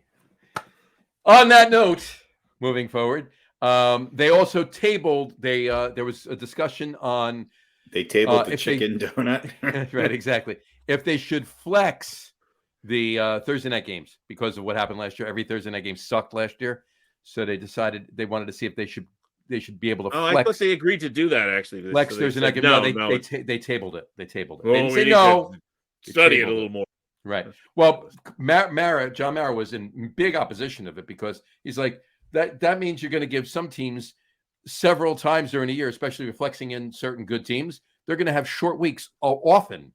So he was beyond opposed to that. So yeah. Oh, really? He was actually worried about player safety. Player safety, right. Exactly. So they tabled that. And I'd rather have 19 games instead of right. Instead of flexing that schedule. Right. And they voted, but they did vote yes on using the number 0 on uniforms. So they will. I heard they made the hash marks bigger too. They will be using the number 0 on uniforms. And as a side note, I just want to put this tweet up, and I'll read it. Okay. Update: Brian Daboll was the first coach to crack a beer. Coors Light Tall Boy, unfortunately, at officially 11:32 a.m. Yeah, it's lunchtime. There you go. Can't drink all day unless you start in the morning. So there you go. Hey, listen, if you can get a Big Mac at 10:30 in the morning, then you should be able to crack a beer at 11:30. There you go. It's a Coors Light. So, it's a Coors Light. I mean, it's basically water, right? So it's not really, But anyway, did I say that? Anyway, that's true. I say it all the time. Anyway, moving on to Giants. OBJ was he went out to the owners and coaches meeting. You guys want him? Almost like he wanted a job fair. He wanted to go to a job fair, right? He's talking to everybody. He just went around to everyone. Hi, I'm available. Right. Hi, I'm available. Hi, Odell Beckham Jr. Hi, I'm Odell. John Mara said he updated his LinkedIn profile. John Mara said that he'd be interested in a reunion with OBJ if it's feasible. But OBJ was quoted on Twitter. He said, Odell Beckham to Saquon Barkley said, "Tell Joe Shane to call my agent." So. All right, now let's dissect what does feasible mean. Feasible means if he'll take a very low salary and they don't have to give up a lot of cap space for him. That's feasible. And in a nutshell, that's feasible. And if he doesn't act like a jackass like the last. Well, and he listens to Dable and Shane. If he acts up once, bye. Don't you want to sign OBJ like week 12? There you go. Yeah. So he doesn't have to play the whole season and get worn down. He comes in fresh, week 12, boom, on, right? Yeah. But I will tell you this. He showed up. Guess what color pants he was wearing when he showed up at the meetings? Clear. Nope. Clear. Chartreuse? No. Rams blue. No. Silver. Green. No. Green. He was wearing green pants. Yeah. So where do you think he actually really does want to go? He wants to go play with Jordan Love. Welcome to the family. He wants to go back to New York, but he wants to have Aaron Rodgers throwing to him. Yeah, sure. We'll see if that happens. Hey, Odell, Joe Douglas, welcome to the family. More on you. You got to do that one next year. But one other quick Giants thing. Paris Campbell, the wide receiver the Giants signed last week, he will be wearing number 0 for the Giants this year. Fantastic. And he announced it today. And Darius Slayton. Is double 0 allowed? Double 0 is not back in the mix yet. No, just 0. Jim Otto was the last player to wear double 0. So, what do you think? If they have 0, can you have somebody that's 0 and double 0? Yeah, why not? Because double 0 is like the equivalent of like 100, isn't it? If you look at 11 or 11, so it's a different number, right? It's like not 1 and 11, So double 1, 0, double ones, right? So anyway. There's nothing you can do to double 0 that you can, not do to 0 to come up with the same answer. I know. I don't know if you can. I don't know if they're going to. They should allow it though. Why not? They should. Why not? What the hell? And one other quick Giants thing. Darius Slayton said the reason he signed back on a lower thing is he wants to stick around. He wants to see what they've been building. He didn't want to be there, and then nobody else offered him from the top. Right. He wants to see it from the top. So there you go. And nobody else offered him more. Well, that might be part of it, but who knows? That's the whole thing. There you go. All right. Joe Douglas says he's very optimistic about Rodgers trade. It's going to happen. Obviously, Rodgers is coming there. They just have to work it out. Now, I want your thoughts. I'm going to start with Pete. Obviously, he's the resident Jets fan here. Put the cap on. There you go. I say this, and I want your opinion. I'll give you mine. I want your opinion on it. Obviously, giving the Green Bay the farm for Aaron Rodgers is no. But if they really want this year's first round pick, it's not a top 5 pick. It's not a top. It's a 13. It's a good pick, but it's not a top 10 pick even. If somebody said, "Hey, you give me your number 1 pick, and we give you Aaron Rodgers," right? I think what they're looking for is something, whatever they're going to give Green Bay, they're looking for something back should he say after 1 year there that he's retiring. If they get him for 2 years, they keep everything they give him. If he says, I'm calling it quits, I'm retiring after next year, 1 year there, boom, done. The Jets want something back because it was only for 1 year, right? So I think that's where we're going. But Pete, do you agree with me that they should give up the first round pick for Aaron Rodgers? I mean, it puts them right into contention, whether they do or not, but it puts them right there with Aaron Rodgers with the tools that they have there. What's your thought?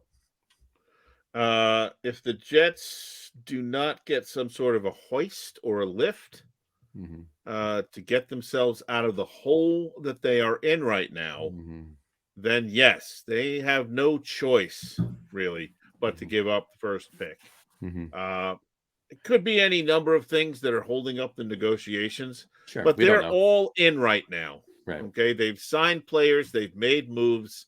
This is quote unquote going to happen. Now, Green Bay understands that this is the opportunity for them as well. And yes, they could ask for too much or demand too much and end up blowing it. And then they're fucked. Not quite as fucked as the Jets are, but the Jets have to make this happen. They've dug themselves this hole. So yeah, you give up the number one, you give them what they want. If he leaves after a year, you get something back. That might be the sticking point. It might be other players. It might be who knows? It could be a bunch of stuff. The longer this goes on, the more foolish the Jets look. They've screwed themselves into a hole in the ground, and completing this deal is one side of the sword. Not completing it is the sword to the heart. Absolutely, because then they're completely useless and helpless and nowhere. But they got what's his name and the other guy, or what's his name and the other guy, and that's exactly what they're called on the team too. Yeah, that was my favorite top buddy show. What's his name and the other guy? Except for wasn't that one that mattered? Yeah, wasn't that a Mel Gibson movie? What's his name and the other guy? What's his name and the other guy? We're gonna got to do that. All right, it's.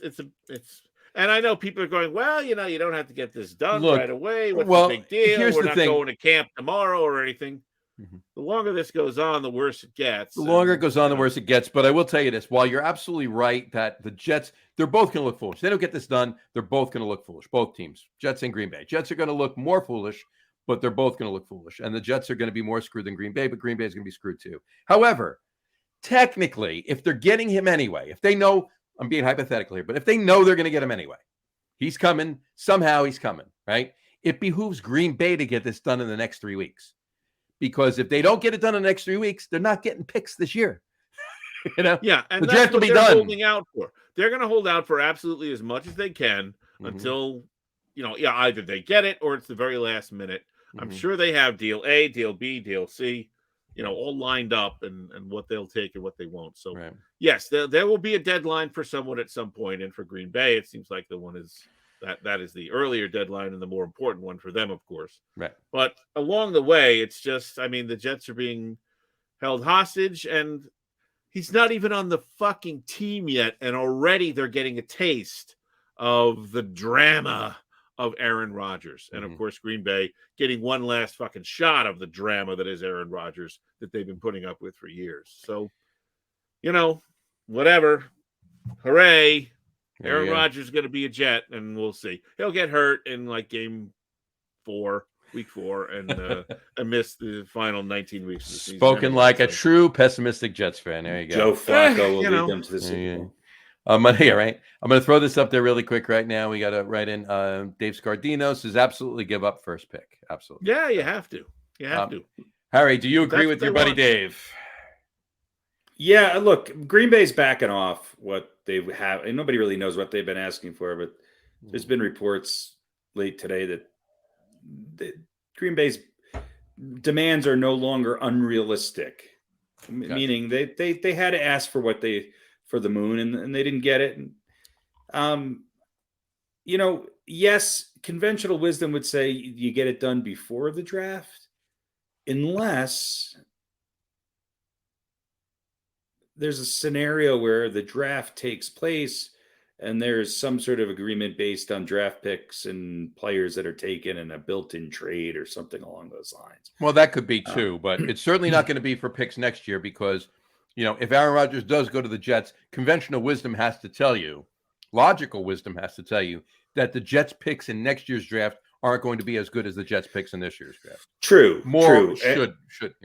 I think you'll see it get done. I think if I think one number one pick is fine. I think when you get into the 2 and 3 realm, then I think it starts to get a little questionable. Well, they traded Elijah Moore and they got a pick back from a second round pick back from him. So they have consecutive second round picks, 42 and 43, I believe. Trade them one of those 2 picks and the first round pick. You call it a day. We're looking at it from a get it done Jets perspective.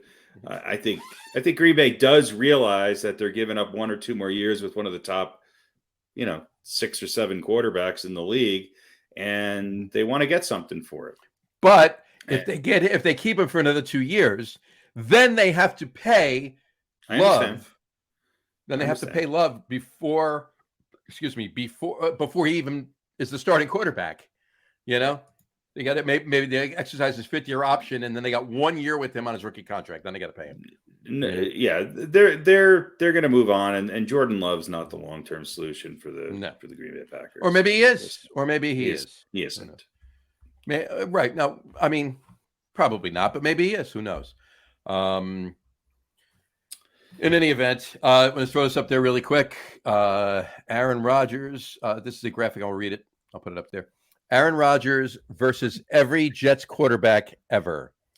MVPs, Aaron Rodgers for every Jets quarterback ever, none. Aaron Rodgers for all pros, every other Jets quarterback ever, 1. Pro Bowls, every other Jets quarterback ever, 11 Pro Bowls. Aaron Rodgers, 10. 4,000-yard season. Aaron Rodgers has 10 4,000-yard seasons. Every Jets quarterback ever had 1. And 30 touchdown seasons, Aaron Rodgers has 8. Every Jets quarterback ever, 1. So Super Bowl championships, Aaron Rodgers won. Every Jets quarterback won. 1, right. And I might add, butt fumbles, New York Jets 1, Aaron Rodgers 0. I mean, so far. Yeah, he's not playing for the Jets yet. There we go. What you call it? Dave Scardino just said, I think the Jets will win at least 11 games with Rodgers at quarterback. I mean, obviously they've improved their receiving core. The Jets, I still think they have some questions on the offensive line. Almost every NFL team does. Yeah, I mean, I think somewhere between 9 and 11. I'm not sure this makes the Jets, it guarantees them a playoff spot. It guarantees them a playoff spot and a playoff win, and who knows? If they could, they got the right tools in there. You got a full season of Breece Hall without him getting injured, and then you have there's a lot of the receivers they have. You have Garrett Wilson and you have Alan Lazard and whoever else they get, maybe OBJ and Randall Cobb. Who knows? Yeah, we'll see. Will Rodgers show up for training? And they got Mercolis Hardman too. They picked up from Kansas City. The reason why Rodgers had such a down year is because he fucking didn't really start playing until week 6. So how much of a give a shit? Where's Aaron Rodgers give a shit in all this? Well, I don't know. I really just want to see him crash and burn. And it's not, I actually want to see the Jets do well. It's like a fantasy football thing for you. You want to learn about lose, but you want that one guy to do great. Right. The more I actually, this is the opposite for me. I want to see Aaron Rodgers suck, and I want the Jets to do well. Yeah, I just don't like the guy. I just don't like him. Well, I think he's one more comment from Dave Scardini. He says, does he want to come to Dallas, please? Yeah. There you go. Anyway, all right. And one other picture. Zach Wilson, there's those, time traveling cameras. So they caught a picture of Zach Wilson in a little bit into the future.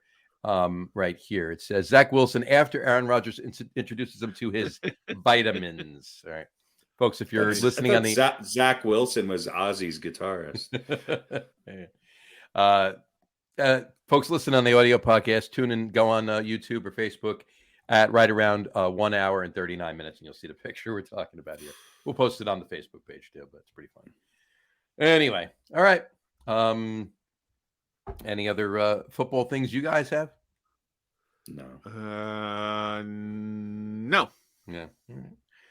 Let's switch up to b-ball for a minute. I only have a couple things. Obviously, there's not a lot to talk about. We're winding the season down. We're getting close here. 2 weeks from tonight, we'll talk a little bit more about basketball. I just had a couple things I just wanted to throw up here. They're pertaining in the last couple of weeks. Now, this is from, I believe, a week ago. So obviously records have changed a little bit, but I found this interesting. The best record in the NBA, this is as of a week ago, or a little 6 days ago. Best record in the NBA is the Bucks, 51-20. It's a 718 winning percentage. Tim Duncan's career win-loss record is 1,001 and 391. That's a 719 winning percentage. So I thought that was is there anybody in the history of the NBA who does not gets overlooked completely as much as Tim Duncan? Probably not. I mean, yeah, it's what a class act, what a great player. He's best power forward to ever play the game. All you Kevin Garnett fans can suck it. I'm sure Kendrick Perkins will find something wrong with him, but Tim Duncan was look, he had some decent players around him, and yes, he started his career with David Robinson, but he kind of carried that team, and he did it for a long time. Mm-hmm. And I still say if Kawhi doesn't get his foot stepped on, and he might have had 6 rings. So who knows? Tim Duncan won a lot of games. Pop doesn't look so great post Duncan, does he? Not so much. And Dave agrees with you, Harry. That Tim Duncan best power forward. I'm assuming that's what he agreed with. Facebook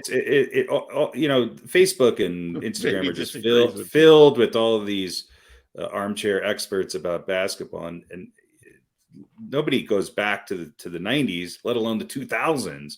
And I just feel like guys like Tim Duncan just get so overlooked. They do. And he does. That's for sure. He was one of the best. There we go. All right. And next thing I want to throw up there really quick. Damian Lillard was quoted as saying, "I don't enjoy what the NBA as a whole is becoming." Yeah, you're right. And he's talking about on the ring culture in the NBA. So, thoughts on that? Yeah. What is the ring culture? I think he means kind of build the team, build the bear teams. Kevin Durant, he's poking Kevin Durant. And I agree with him. Look, I admire Damian Lillard for staying in Portland. I would love to see him with a Denver Nuggets uniform on, though, just for a year, 2. We'll give you Jamal Murray, Michael Porter, and fucking 6 breweries, and come on over. But yeah, I mean, he's right. He's right. But you could split hairs and say it's always kind of been this way. It's just now the players are dictating it more. Yep. And I think they get hot feet a lot sooner. I mean, this is the first year where James Harden's been with one team in 12 years. Right. So he's right. He's agreed. Right. Got one other thing that I want to bring up. I saw this and I thought it was interesting, and this is as of 13 hours ago. There you go. Very absurd stat. Atlanta Hawks stat, right? The Hawks are 1-1 in the last 2 games. They're 2-2 in the last 4 games. 3-3 in the last 6 games. 4-4 in the last 8 games. 5-5 in the last 10 games. 6-6 in the last 12 games. 7-7 in the last 14 games. 8-8 in the last 16 games. 9-9 in the last 18 games. 10-10 in the last 20 games. 11-11 in the last 22 games, 12-12 in the last 24 games, and 13-13 in the last 26 games. So win a game, lose a game, win a game, lose a game, win a game, lose a game. Friends, are you listening to this? Win a game, lose a game, win a game, lose a game. No, what's really amazing is they won 13 in a row, and then they lost 13 in a row. True. That was incredible. I thought John was going to say they were 5-5 in their last 10 and 12-24 in their last 20. All right. Exactly. Whatchamacallit. And regarding with you were saying about the ring culture, Dave just chimed in and said Michael Jordan would win with the four of us. Yeah. Look, I think MJ did have Pippen. He did have Rodman and Horace Grant, which people forget about Horace Grant. Yeah, good player. He did have those always annoying fucking little twerps who shot 3-pointers, and BJ Armstrong and Steve Kerr. The guy who won it with nobody, John Paxson, all those guys. Yeah. Phil, pick a guy. The guy who won it with no one was Hakeem Olajuwon. That was the battle that year, the first year when he won it. That was the battle of Ewing and Olajuwon and no one else. And what big man can win it? And obviously it was Olajuwon. The next year he got an aging Clyde Drexler to try to make it a little easier, and he did. But yeah, Michael Jordan had his finger on things too, but the players were not so, oh my God, I don't like what's going on here. Trade me. Yeah, let me ask you this. Quick aside, based on talking about Michael Jordan really quick right now. So I don't want to get into a lengthy discussion. I just want your answer. Michael Jordan doesn't retire. He's not gone for those 2 years. He's played straight through. Does he win 8 championships in a row? I think the Knicks get to him one of those years. I think it's bound to happen. Look, you have to remember, he lost to Shaq in Orlando when he came back. People don't talk about that. They also don't talk about the fact that... Yeah, but he didn't have a whole season, though. Hold on. Let me finish. Right. They also don't talk about the fact that Michael Jordan did not beat Larry Bird and the Celtics. It took Michael Jordan a long time to win an Eastern Conference championship and make it to the finals. So right. I think one of two things would have happened. One is he would not have played as long. He probably would have won, how many years was he out? 2 or 3? Well, 2. So I think he would have won one more, but I think somewhere along the line in there, somebody would have got to him. I just think it would have happened. I might be wrong, but I also don't think he would have played for as long on the tail end in the last three-peat if he had won, 1 or 2 more in that first initial phase. Right. I got you. Well, yeah, and also, I mean, he did go and play baseball, but you don't know what kind of toll those 2 more years, 2 more full seasons, and potentially runs through the playoffs all the way through to the championship. You're right. He might have, he might have stopped after. Let's say he wins 2 more. Right. He might have gotten his all 6 in a row and said, "Okay, that's it. I'm done."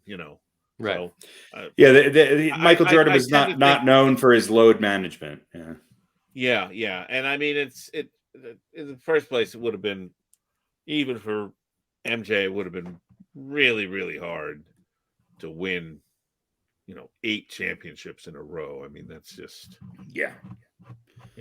And I mean, if he'd stuck around those 2 years and won 2 more, imagine how rough every other team, right? Like what is the incentive to stop Michael Jordan when he's won 3 in a row? Right. Reggie Miller, Patrick Ewing, Charles Barkley, or Karl Malone, one of them would have killed themselves. Yeah. Absolutely. I mean, imagine if he'd won 5 in a row. They would have been, well, we're just gonna, I'm gonna fall on him, and you inject him with this in his leg, and then he won't be able to walk for 4 hours. Yeah.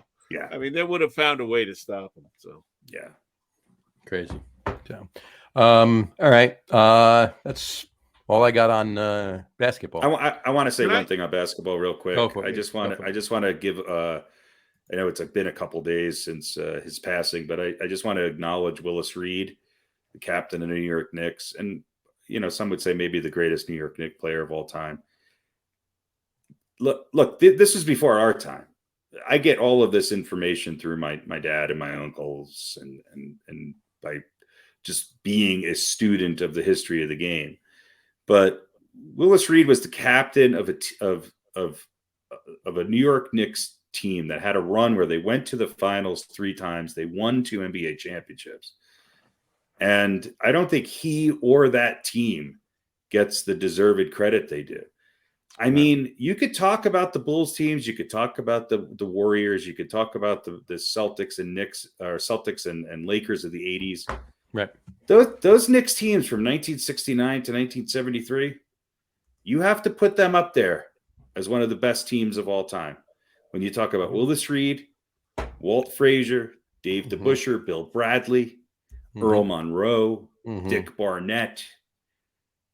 This team had, I think, out of those 2 championships, team had 5 or 6 Hall of Famers and 4 or 5 guys who made Jerry Lucas, who made it on to the 50 greatest players of all time, and then the 75 greatest players of all time. So I think one of the things that it made me kind of go back and was just sort of, as a Knicks fan, go back and say, man, that must have been nice.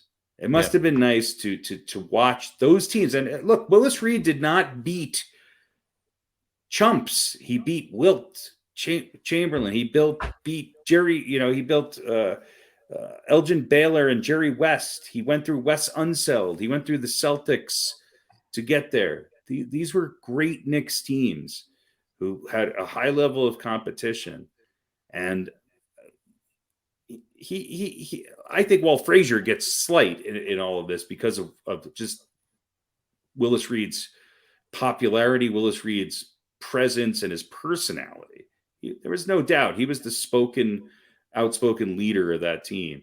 And rest in peace, Captain, because look, we're still 50 somewhat years later talking about those Knicks teams. And we're going to continue to talk about them as the greatest Knicks teams ever, because nothing's changing anytime soon. No, agreed. All right. All right. That one quick thing on hockey. Throw that up there. I just want to point out the fact that the Rangers clinched a playoff spot this past Monday without even playing a game. I thought that was interesting. So more on hockey as we get into the playoffs. Yeah, actually, I want to say one other thing about basketball. We'll go back to the screen because it's the silly season with the NCAAs, and I have to give a shout out to Caitlin Clark of Iowa. Absolutely. They are in the Final Four and put on. Well, I was getting to March Madness, but. Oh, you were? Okay. Okay. But we're here. Let's do it. I was going to give a shout out to Caitlin Clark. That was amazing what she did the other night. Yeah. I watched every minute of that game. 41 points, 12 assists, 10 rebounds. First 40-point triple-double in NCAA tournament history. Men or women. Men's or women's. That was against the Louisville and the Elite Eight. And this is the stat that I find fascinating. Now, also in that game, she became the first Division I player, man or woman, in history to record 900 points and 300 assists in the single season, or a single season. And the one that really blew my mind is, of the 97 points that Iowa scored in that game, do you want to do a quick over-under? Go ahead. How many did she either assist on or score? The over-under will be... The over the over-under will be 72 and a half. I'm gonna go under. It's under. It's just under though, but 72. I think. That was 70. 70, yeah. Just think about that. Assisting or scoring on 70 of the 97 points scored. Yeah. And by 41 of them, putting up 41 of them. That's crazy. It's crazy. That's crazy. It's stupid crazy. Yeah, I was watching that game more intently than I watched some of the men's games. That was amazing. Look, there's some great players left in this women's bracket. You got Angel Reese from LSU, who's like averaging like over 23 points a game and 16 rebounds a game. We talked about Caitlin Clark. I mean, these are some great teams. You got a team that's undefeated in South Carolina. You got a team in LSU who's only lost 2 games and has maybe the most fascinating head coach of all time. I think South Carolina is going to be tough to beat, but Iowa's got its chance. She's they have their chance to do it. We'll see what happens. They do. As far as the men go, really Who's quick looking at it. All right, it's William Patterson. Yeah, well, that was the question I wanted to ask you guys. Is this more exciting or less exciting? I think it's a little of both, and depending on how you look at it. But no, it's less. It's less. David, somebody made a joke the other day. Said they went to Miami. They went to San Diego State. Oh no, they went to Florida Atlantic, and they said, just for TV when you play your Final Four game, can you wear these Duke shirts? Listen. UConn has to be considered a blue blood, right? Right. They're the favorite. I mean, they're not exactly at the level of. Clearly, they're the favorites. But I mean, this is Miami, right. San Diego State, and Florida Atlantic's first Final Four ever. So, yeah, I mean, it's a 9 and a 5 and a 5 and a 4, but UConn is the old guard that remains, so it's not complete, newcomers and all that. But yeah, to me, this is more exciting. I mean, it's certainly as someone who doesn't watch a lot of college basketball, as in almost none until the tournament rolls around. But even someone like me will know maybe a few of the names on the blue blood teams, and who knows anybody's name on San Diego State or Florida Atlantic. So name one person playing in the Final Four. Name one player. Yeah, I can't. Yeah. So it's a little bit harder to get into it because you don't know who they are. But I think this is great. I'm hoping it's something of a sign of things to come. More parity and maybe having some of these other teams. Not just this every once in a blue moon we get something outside of like a 3 or a 4 seed in the Final Four. Right. Of course, I didn't pick my bracket that way, but No. I think this is great, and my unfamiliarity with the teams will not stop me from watching on Saturday, which well, I'll watch it. I'm gonna be glued. I'm gonna be glued. I am too. I have here our predictions before the before you do that, I have one question for both of you. Go ahead. Do you think there's anybody that got drunk and picked this bracket? I believe I saw something the other day. I don't know if it was for the Final Four. I think it was for the Elite 8. They were like 280,000 brackets or something, and there were 37, I believe, that had the Elite 8 as it existed. So there are 37 probably people of those, there are probably some. This was like the somebody hit ESPN random and did this. Yeah, somebody, right. Well, Props to them. I think somebody probably filled out about 100 brackets, right? Or had a mixed and matched. Well, there's a way you can do it. There's a way you can do it on the computer where it just randomizes it. Right. Yeah. So our picks from a few weeks back. It's Pete, not even worth going into. Well, here's the thing, Pete. You have nobody. You had at the Final Four. You had Alabama, Marquette, Texas, and Kansas, and you had Alabama and Kansas going to the championship, and Alabama winning. So that's done. Harry, you had Alabama, Houston, Duke, and Gonzaga going, with Houston and Duke going to the championship and Duke winning.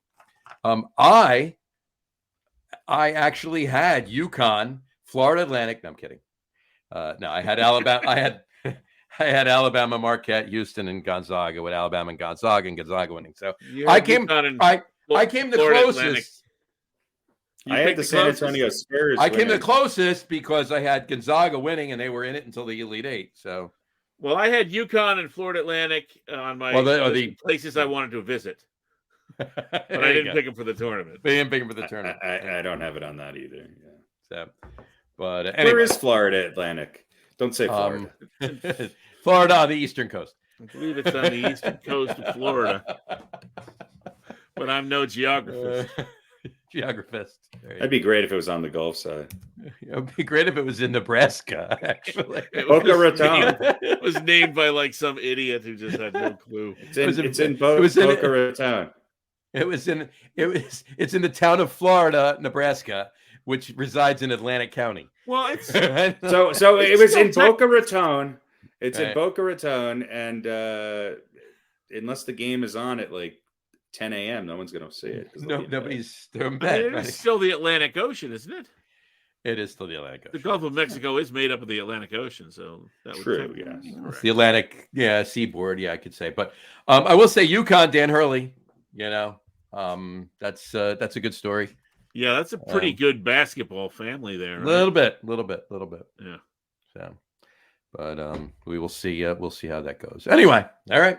That's all I got for this week. Harry, Pete, Okay, anything else? Well, we could do. Actually, we got a little. Are they for real? We got Are They For Real? We got to do Are They For Real? Got an Are They For Real NCAA version. So I'm glad we NCAA version of Are They For Real? Are They For Real? Yes. All right. Well, so obviously, whoever you're going to pick is for real. They're in it. Let's get to it. No, we're taking a little different.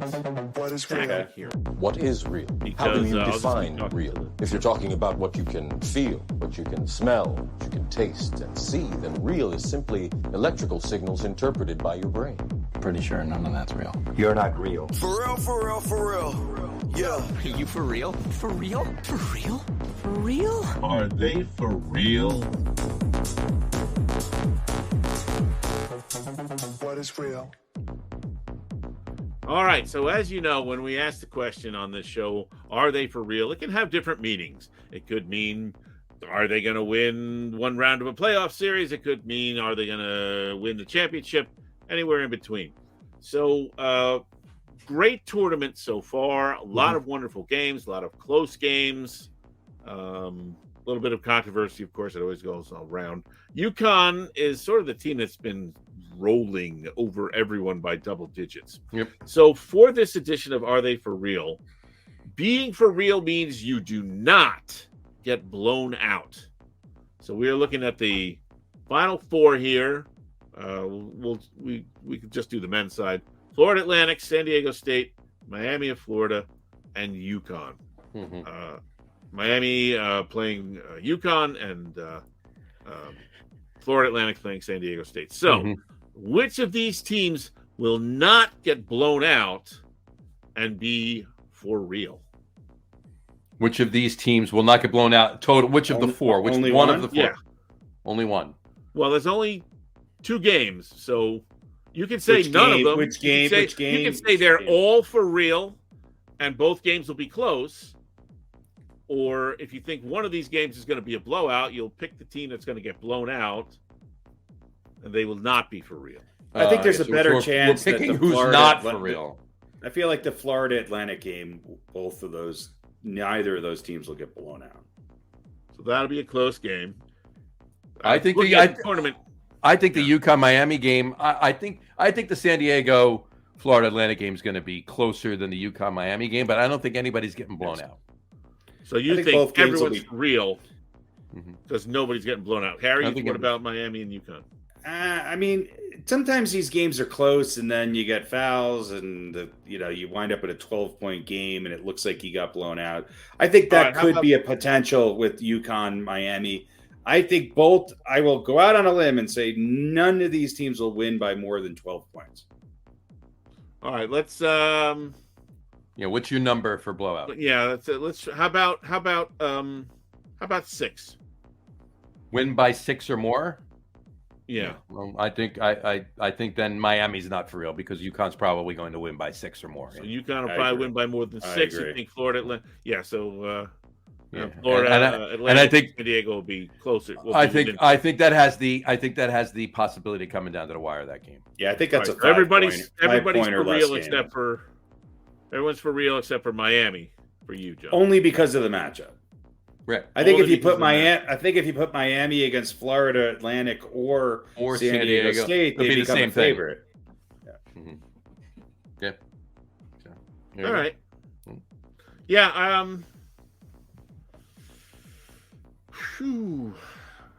Conventional wisdom would dictate. I think Florida Atlantic's run is over. So I think everyone's for real. I think they're not for real. I think everyone's for real, but Florida Atlantic. Okay, so you're going the other way. And UConn's San Diego State wins by 6 or more. San Diego State wins by 6 or more. All right. Let's see what happens that week. It'll be Saturday night. We'll know. I'm gonna write this on a post-it. Right on a post-it. Pete takes Florida Gulf Coast. John Gulf Coast. Harry. No, that's a different team. Take Miami as not for real. And you guys, I'm pretty sure are going to be right. Right. And contrarian.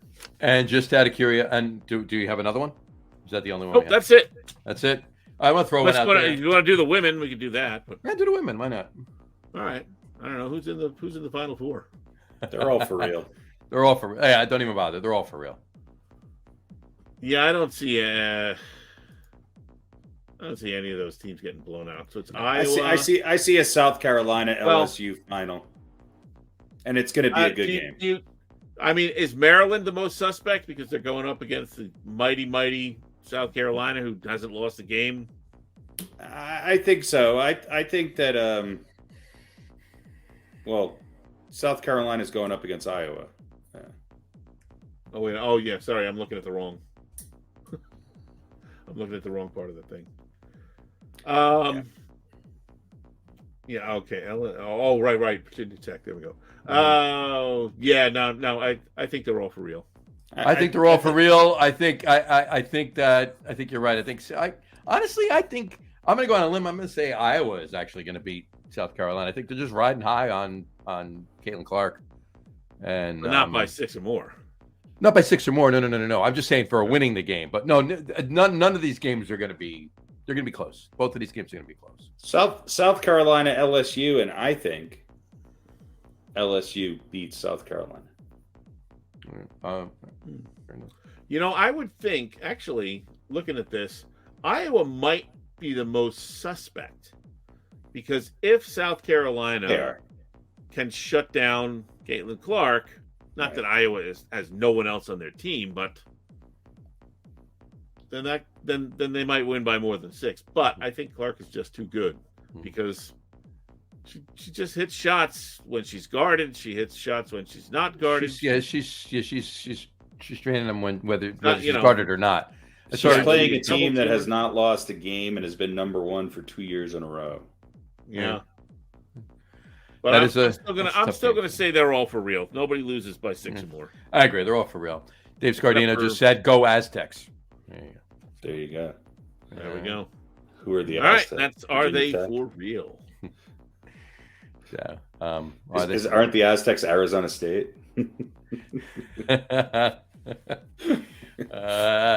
Last I heard, yes. Aztecs. Anyway, would you rather be an Arizona State or an Arizona State fan? An Arizona State fan or an Arizona fan? Arizona fan, right? Arizona. Okay. There you go. All right. Well, there you go. That's it. That's it. Let's fade the music out. Are we done? I think we are. Well, the music has to fade out, but there you go. Cool. All right. That was good. I enjoyed that. Very nice. All right. Cool. I'm good. You have anything else? Nope.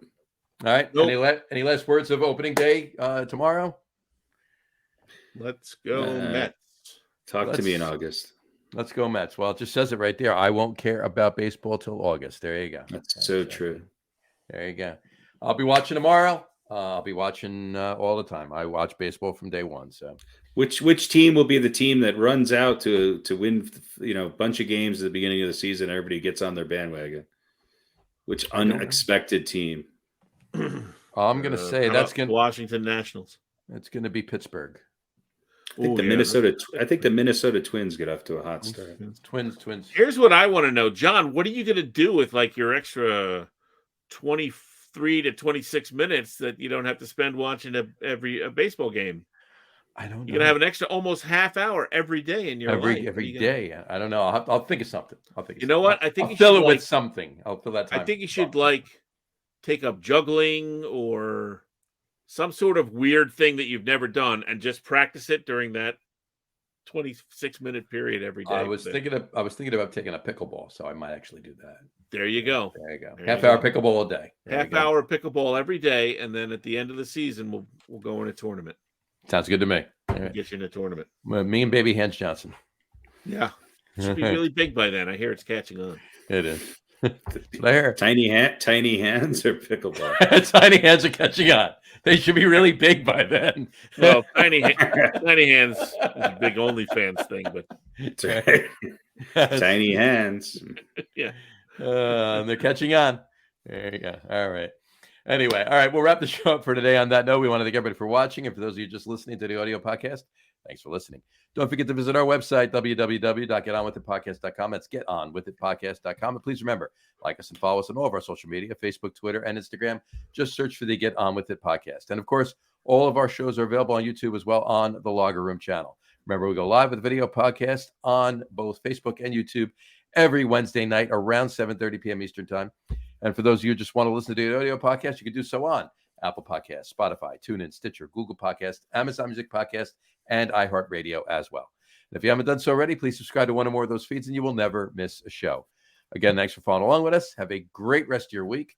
Have a wonderful weekend. Enjoy opening day tomorrow. Hopefully your team does very well, as long as it's not the Miami Marlins tomorrow.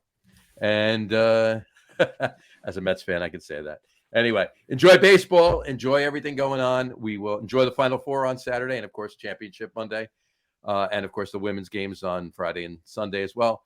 And we will talk to you next week, folks. Take care. Cheers. Bye, everybody.